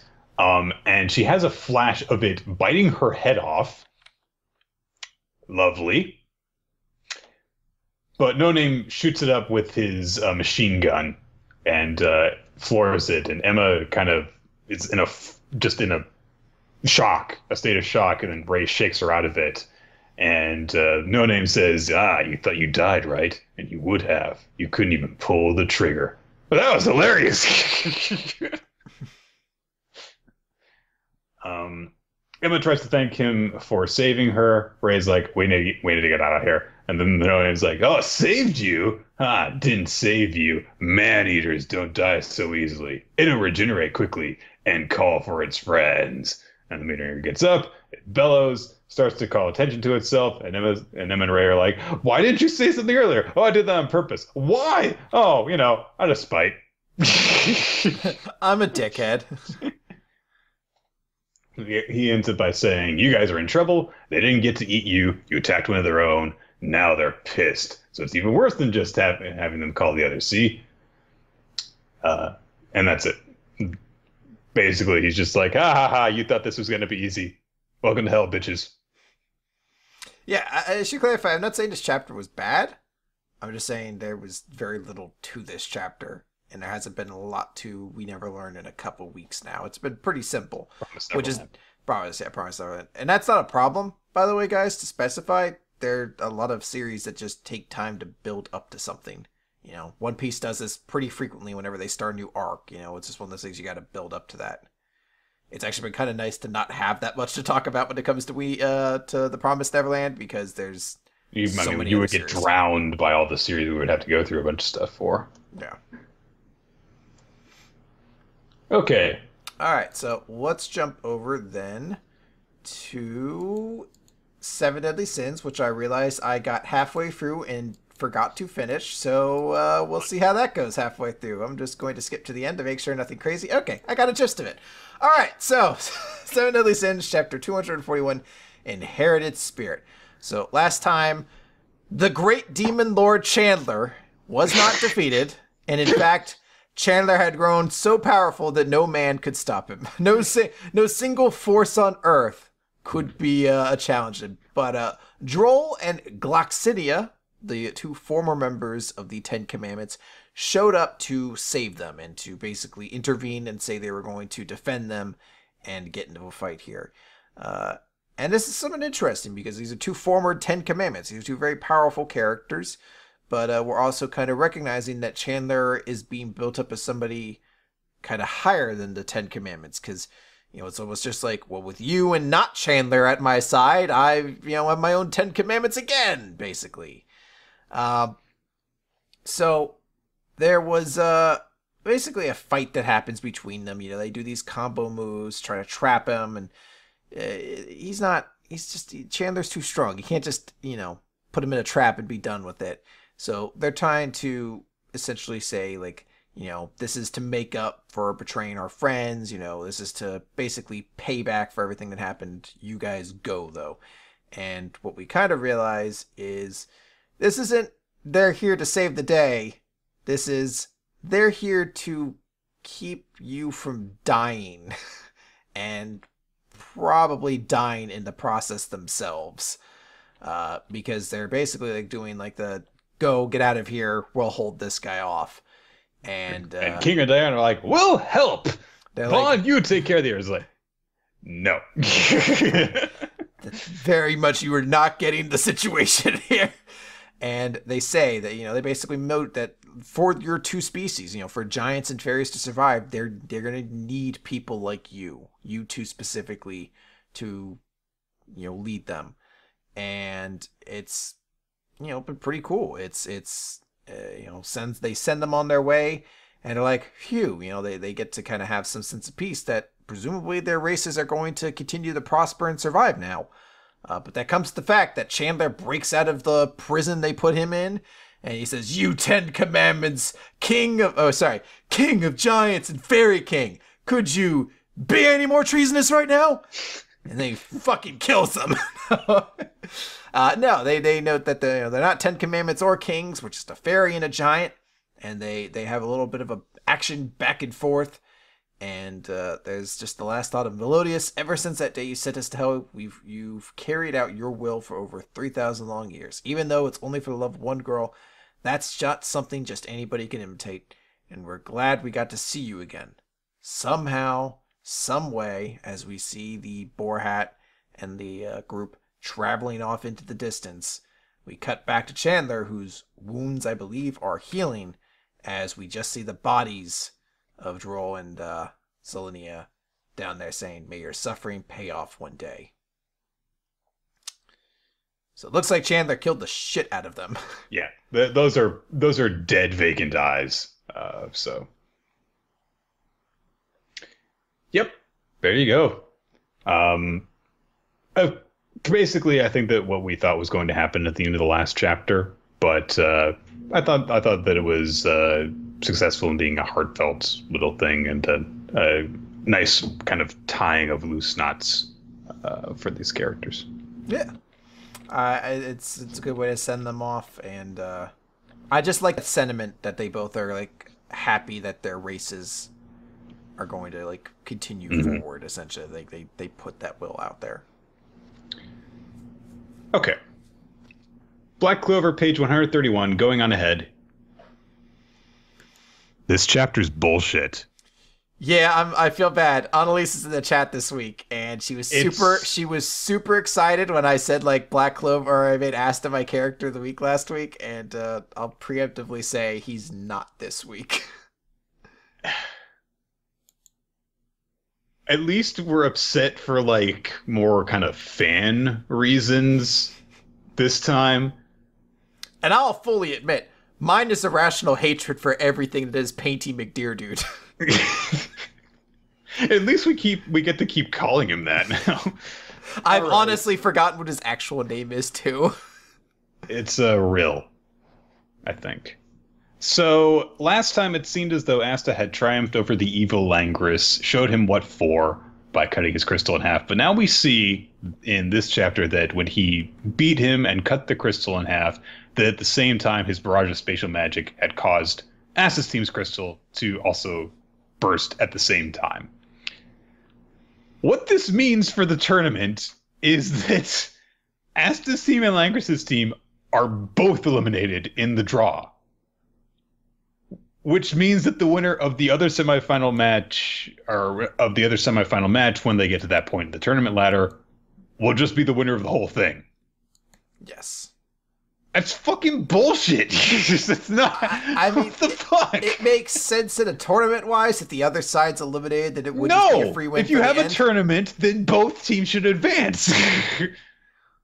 Well, then you'd make it like a three-way. Yeah, I mean... Yes! Yeah, but then you also have to get into the question of, like, should we allow that guy? Look, it's, it's something there where I was like, it just seems weird, but it's also that point I'm like, why continue the tournament then? Like, legitimately, is the rest of this arc supposed to be the story about who's going to win? Yuno or dude paint deer McFuck? Like, I don't care about either one of those. Yeah, I mean, I can make that assumption, but it's just like, is that the climax to this? Is like, can Yuno beat Grill? Trill? What's his Bill? name? What's his name? Will?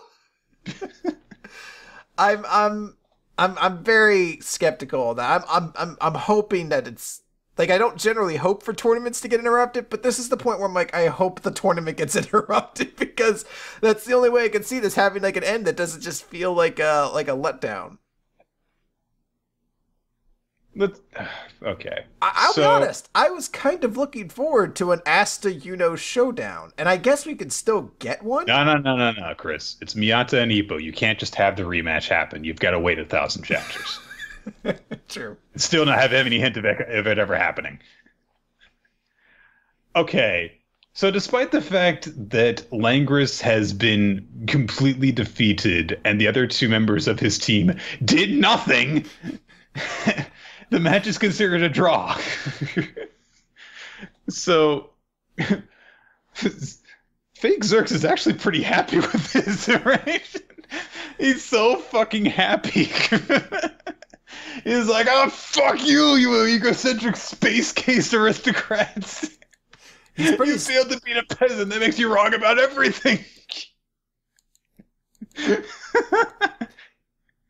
I'll say your entire way of looking at life is wrong. The only thing that I legitimately, truly, 100% loved about this chapter was I liked we got this speech from Zora Jerks at the start of it, and it was pretty brutal to like everybody there. Now clearly it shows that he's learned something from this, because it seems to get like a little bit more desperate and a little almost self-critical towards the end when he starts talking about himself. He shits on all the shitty people and he shows development. Yeah, but yeah, he just dumps on everybody in the area. He's like, you suck, and you suck, and you suck, and he just roasts everybody around him, and then's like, and I suck too. Boom. Fuck this tournament. Well, he says, let's see, you failed to beat a peasant. That makes you wrong about everything. Nobody's going to acknowledge scum like he was a vice captain. Oh, then he refers to the snow witch as, you fluffy-headed snow woman. What did you do? Did you get freaked out by the stage magic aristocrat and just stand there turning green? Must be nice to be you. Hey there, window dressing. Like, oh, why? And then Sek is just like, hey, come on now. And Zora just gets right the fuck up in his face. It's like, you've got no skills. You're a cardboard poster. You're the most hopeless type here. Hurry up and get out of the magic nights, you loser. He's such a fuck. And then he fucking shouts over at fucking, I think he's shouting at the Wizard King. I don't know. It's like, you lousy brat, you trust everybody way too much. Not everybody's awesome or a good guy that's going to bite you in the butt someday. It looks like you try to make the best move in every situation, but make sure you don't stop thinking when you hit circumstances that go beyond what you imagined. And, hey, cool mass jerk, you should have had more faith in your companions. Aww. Yeah. I love how even when he's tearing himself down, he refers to himself as a cool masked jerk. Yeah, he's like, hey, cool dude guy. Oh, God. All right. So, Asta is obviously upset because despite the fact that he did show Langris, he didn't win. It was a draw. But as he's kind of collapsing in exhaustion, Magna and I think Luck as well catch him as he collapses. Everyone gets kind of carted off for more healing. We get a look at Finral and show that at least he doesn't have giant holes in him anymore. So the healing is at least progressing. And then they're just like, anyway, here's a tournament still. So the one we see is with, oh God, Luck's team, where he calls, his teammate over and is like, hey, guys, I've got an idea. And then the other two on Real's team are just like, we've just got this guy, so if we just support him, we'll win. And then they look over, and Luck's team have made this fucking chariot ballista made of lightning and light and points. And they're like, so we're just going to not let you set anything up and imitate the combo magic the people in the first match used, and make it even crazier and not give you a chance to act and destroy you. So we're just like, okay, then I'll just draw this thing. And Luck says, no matter what you bring out, it's useless. And he's like, this is the spell that pierces everything. Lightning arrow. It can't be stopped. Shoots this massive arrow. And Real's like, I suck. I could do everything. Fuck Patey McDeer, dude. Fuck him. He's like, oh, you didn't know? You drove me to my highest level. Why have the perfect fuck you counter magic? Because that's what painting magic's about.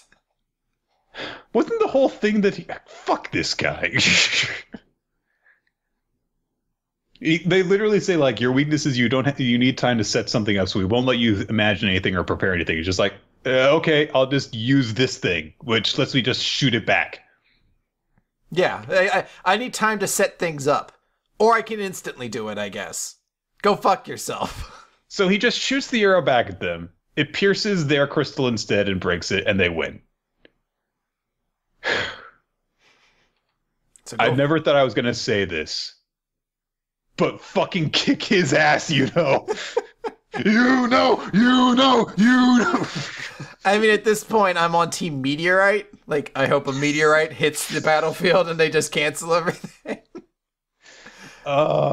Yuno also immediately wins his match. I don't even think we actually get to really see it. No, it's like 3 panels long, and he's like, boom, I won. I showed off. And they're like, all right, final match time. I'm like, so did you just not want to do the tournament anymore? Or was this the end point? We just had to show these guys? I don't know. I mean, in fairness, Yuno's team went up against a team of guys that, like, we didn't even see their first round match. So, okay. Oh, God. So it's going to be Real's team versus Team Yuno and Noel and Mushroom Guy. So, yeah. Go Noel. Yeah, I mean, I like Noel.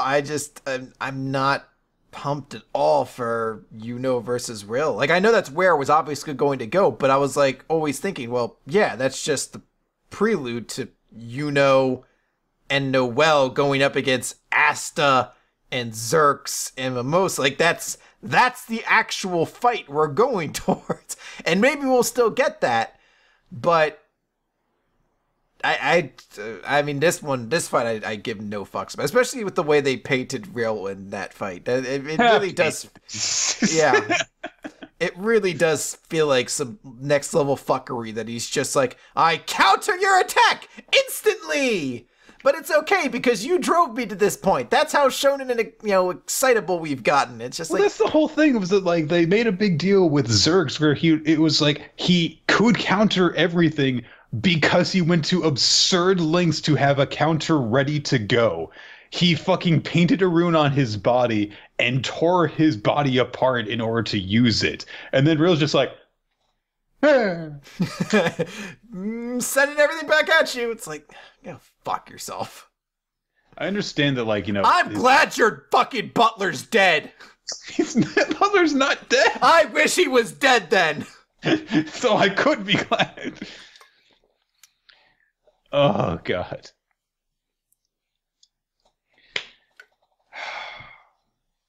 One Piece. All right. One Piece. Chapter 883, Merienda.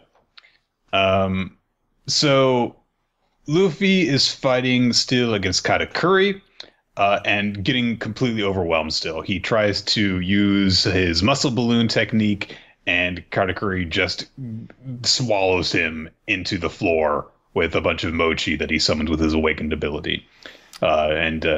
He's like, I like the way he puts it, which is, I'm not just going to stand back and watch as you prepare to exhibit power-ups that I already know are coming. So, fuck you. So on one hand, I'm very annoyed because I'm like, fuck you. It is an unspoken rule in shonen. You just let them do their power-ups. But two, it makes perfect sense to be like, I could see into the future and see that's going to fuck me up, right? I'm not letting you do that. So he calls down all this stuff, uses mochi from all around the Mirror world, and just piles on a whole bunch of mochi in order to smother Luffy. And he's like, "Yep, gonna suffocate you with this." And sorry, I'm gonna finish you off this way, but I've been a bit on edge because I got stuck dealing with you. I'm 40 minutes late for my merienda afternoon snack. So a bunch of chefs come over. And they're like, we have prepared you today's snack for 3 o'clock, just like always. Sorry, the 4 minutes was plenty of time for the tea to grow cold. And Katakuri's just like, iced tea will do fine. He's so considerate, so dignified, no matter the case. He's like, now, I am going to prepare my abode, make sure that I am not disturbed as I meditate during supper time, essentially. And everyone's like, nobody's ever seen Master Katakuri in the act of eating. He's such a particular man. He refuses to relax when he eats. Not even during his tea time, when the entire point is to unwind and have a chat. Instead, he stoically treats it as a period of intense concentration and nutritional intake. Only the billion-berry class linchpin of Big Mom's forces could do such a thing. And then Luffy bursts out of the pile of mochi. Oh, I ate the mochi.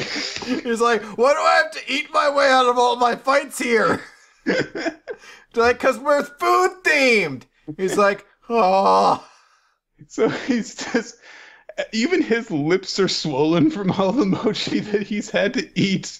And he's like, where'd Katakuri go? Oh, he's long gone from the mirror world. He had important business to attend to. And Luffy's like, I can sense the voice of someone powerful from in there. Ah, he used observation hockey, and he's eating donuts. Observation hockey? He's like, I'm smelling donuts. And Luffy says, so he's relaxing, huh? He thinks that he's won? No, Master Katakuri is not relaxing. He is communing with the god of battle in his own spirit. It's a sacred time for him. None shall be allowed to interrupt it. So Luffy runs off, and he comes running back. He's immediately thin again. I guess that's just like, bodies don't work like that. And he has no explanation so he can be like, mine does, or anything. I'm ready to go. He's just like, oh, thank God that weight's gone, boom. Makes his elephant gun, smashes the little temple that Katakuri had conjured, and he's in the fucking middle of this little hut that he's made, lying on his back, eating giant donuts, like, oh, no, donuts, even the hole is the treat. I love the way he describes it too. He's just like, nom, nom, nom, the ease of which you can eat a donut, the forbidden food, the sinfulness, the donutiness of it all. Now that is true bliss. Thank you, donuts. Like, this dude fucking loves donuts. I wish I loved any food as much as this dude clearly lives to eat a donut. And what we see is that underneath his scarf, he's got this massive goddamn mouth. Like, I don't even know how this is, like, physically I guess it's because he uses his mochi powers to expand his mouth more. Yep. But we also see that he's got these weird sharp fangs. I don't think that we were ever actually told what species he was. Were we? No, I don't think we ever were given a confirmation on his species or anything like that. But he's got these weird sharp fangs, and he's got this giant mouth, and of course all of the comments about how awesome and badass Katakuri is come back. He's never laid down in his life. A man who even looks down on the earth. He is proud, cold, and powerful at all times. The perfect man. And of course, Katakuri's just like... He's just like, I love donuts. Nom, nom, nom, nom. They're so donutty. And Katakuri immediately is like, you caught a glimpse of how I look when I eat. And Louis like, we're not done fighting yet. And Katakuri immediately kills all the chefs that saw him in his state of weakness. They're like, we won't say anything. We won't even try. Not if you try to rip the words from mouths. What did you just say about ripped mouths? Sharp mochi. Like, all right. I love.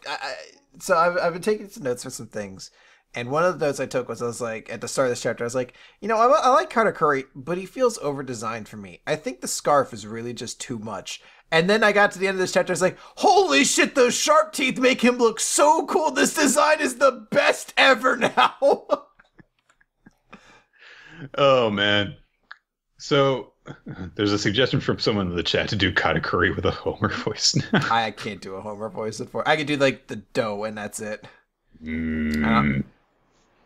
Nah, I don't think I can do it either. Can't do Dan Castellano justice. Sorry, guys. No. I can do him as a Pooh if you would like. No. So Katakuri vows to kill Luffy for seeing him in his state of weakness. He's pissed off now and runs in towards Luffy. Luffy counters his punch with another punch. Luffy gets more of it because, as Katakuri puts it, there are even levels to the color of armament. So they're trading blows, punching each other knuckle to knuckle, and Luffy's the only one getting hurt. But at a certain point, as Luffy is trying to blow on his hands to make them stop throbbing and feeling so bad, he suddenly realizes something and fucking kicks Katakuri right in the jaw. He's like, you didn't dodge. My kick landed. And Katakuri's like, so what? And Luffy's like, I think I'm starting to understand your powers. And Katakuri says, what have you understood? You can't match me. Luffy unleashes Gear 4. He says, you might be tough, but you're not invincible. And he punches with his Kong gun, and Katakuri is only just able to block it as the chapter ends. So I honestly read these last few pages back several times, and I was like, what did he realize? Like, Well, I think he's realized that there's some way that his color or his color observation hockey doesn't seem to function when he does something. Like right here, we see he's like going back for a punch, and maybe it's either that he needs sugar to activate it, like maybe he needs a refill on something, or he means that his observation doesn't work. Because the thing that hits him up is him saying you didn't dodge. So that's where I think he's getting into. I think he's saying that there's some weakness in his I see into the future gimmick. Mhm. So yeah.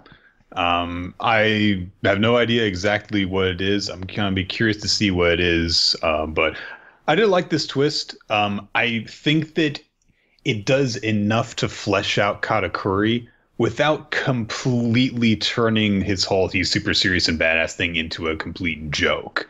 It's enough that you can see why he would feel like a sense of pride about himself, but it's not like, Luffy kind of doing something super embarrassing. Well, it also makes sense for why he was like telling Brule to like knock it off when she was selling him. Like it's not something he sells about himself, but he also keeps that part of himself very private. It's probably a part of him. It's just like, yeah, I know when I go into my room, though, I just lay down like a big pig and eat donuts all day and get fat. He just feels super ashamed of himself. Oh.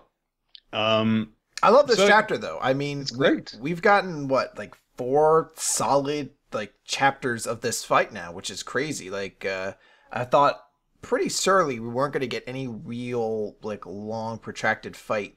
Even from Luffy in this arc. I thought it was going to be maybe along the lines of like what we got with Luffy and like Horty Jones, like a decent fight, but only one that like we get glimpses of and then like kind of comes to a conclusion with like one chapter. But this has been like 2 to 3 straight chapters now of just solid focusing on this fight.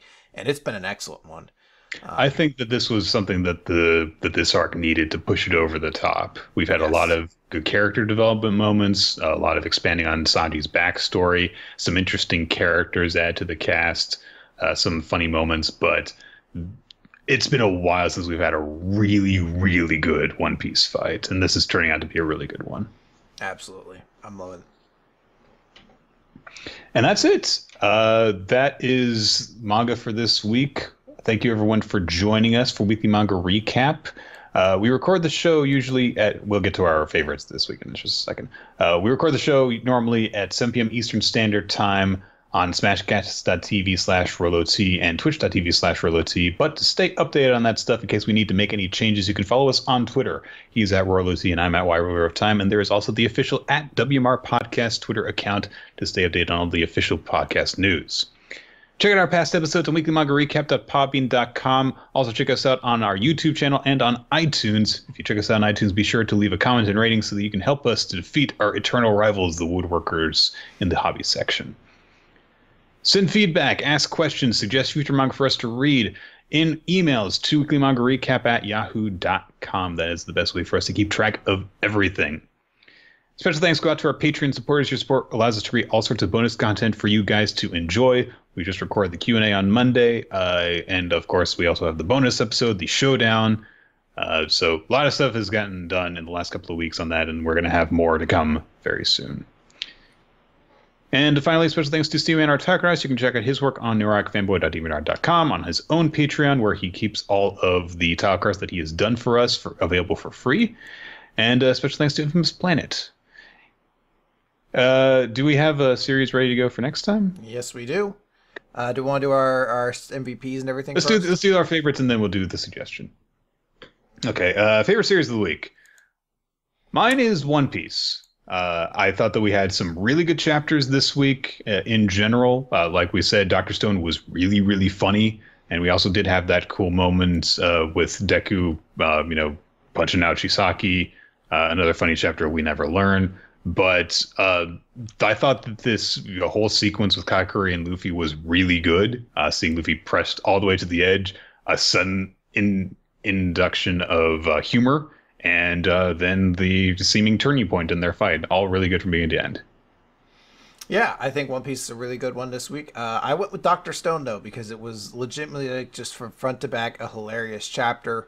I haven't laughed that hard in a while reading the series. Like, just every time they did a joke, it just continued to like up the ante and make it even more hilarious. So I really dug that. I like some of the new like little story twists they put into that, and I'm really excited to see what they do next week with it. So I really dug it.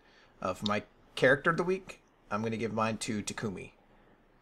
For Food Wars. This was a really big chapter for him, I think, in terms of showing where that character has gone, where his growth is, and I think he's gotten significantly more relevant to this narrative. So that's important. And a little bit of a honorable mention also for favorite series to Golem Hearts. Had a really good start, I thought. My favorite character this week, I'm going to give it to Zora, aka Fake Zerks. He was basically the one thing propping up of an otherwise angry-making chapter. I thought that he had a really good rant and a nice little bit of character development in there. Those 3 pages where he's just going off on everybody are amazing. So, I should note this because people have suggested in the chat that be in the nomination for best speech, and I will put that in there. But we are quickly coming up now that we're in November, guys, on the end of the year. So we're going to be coming up on our end of the year recap, and we do our supplementary awards at the end of that. So if you guys have any suggestions on those categories, and I'll maybe try to like put those out on Twitter sometime soon. But there's pretty standard ones out there like best fight, best new character, best hero, best villain, best speech, best 2-page spread. If you have suggestions from that, make sure you let us know so we can add some of those entries to our list for the end of the year and really give a full retrospective for what this year was all about. With that said, I guess it's recommendation time. So guys, I teased it before. I can't tease it again. Our recommendation for this month or for this period is going to be the continuation of our bizarre adventure as we take a look at JoJo's Bizarre Adventure Part 4, Diamond is Unbreakable. Is it really though? Is it? This one is. Okay. Which basically means I will do nothing, and Nick has to read this series. Fuck.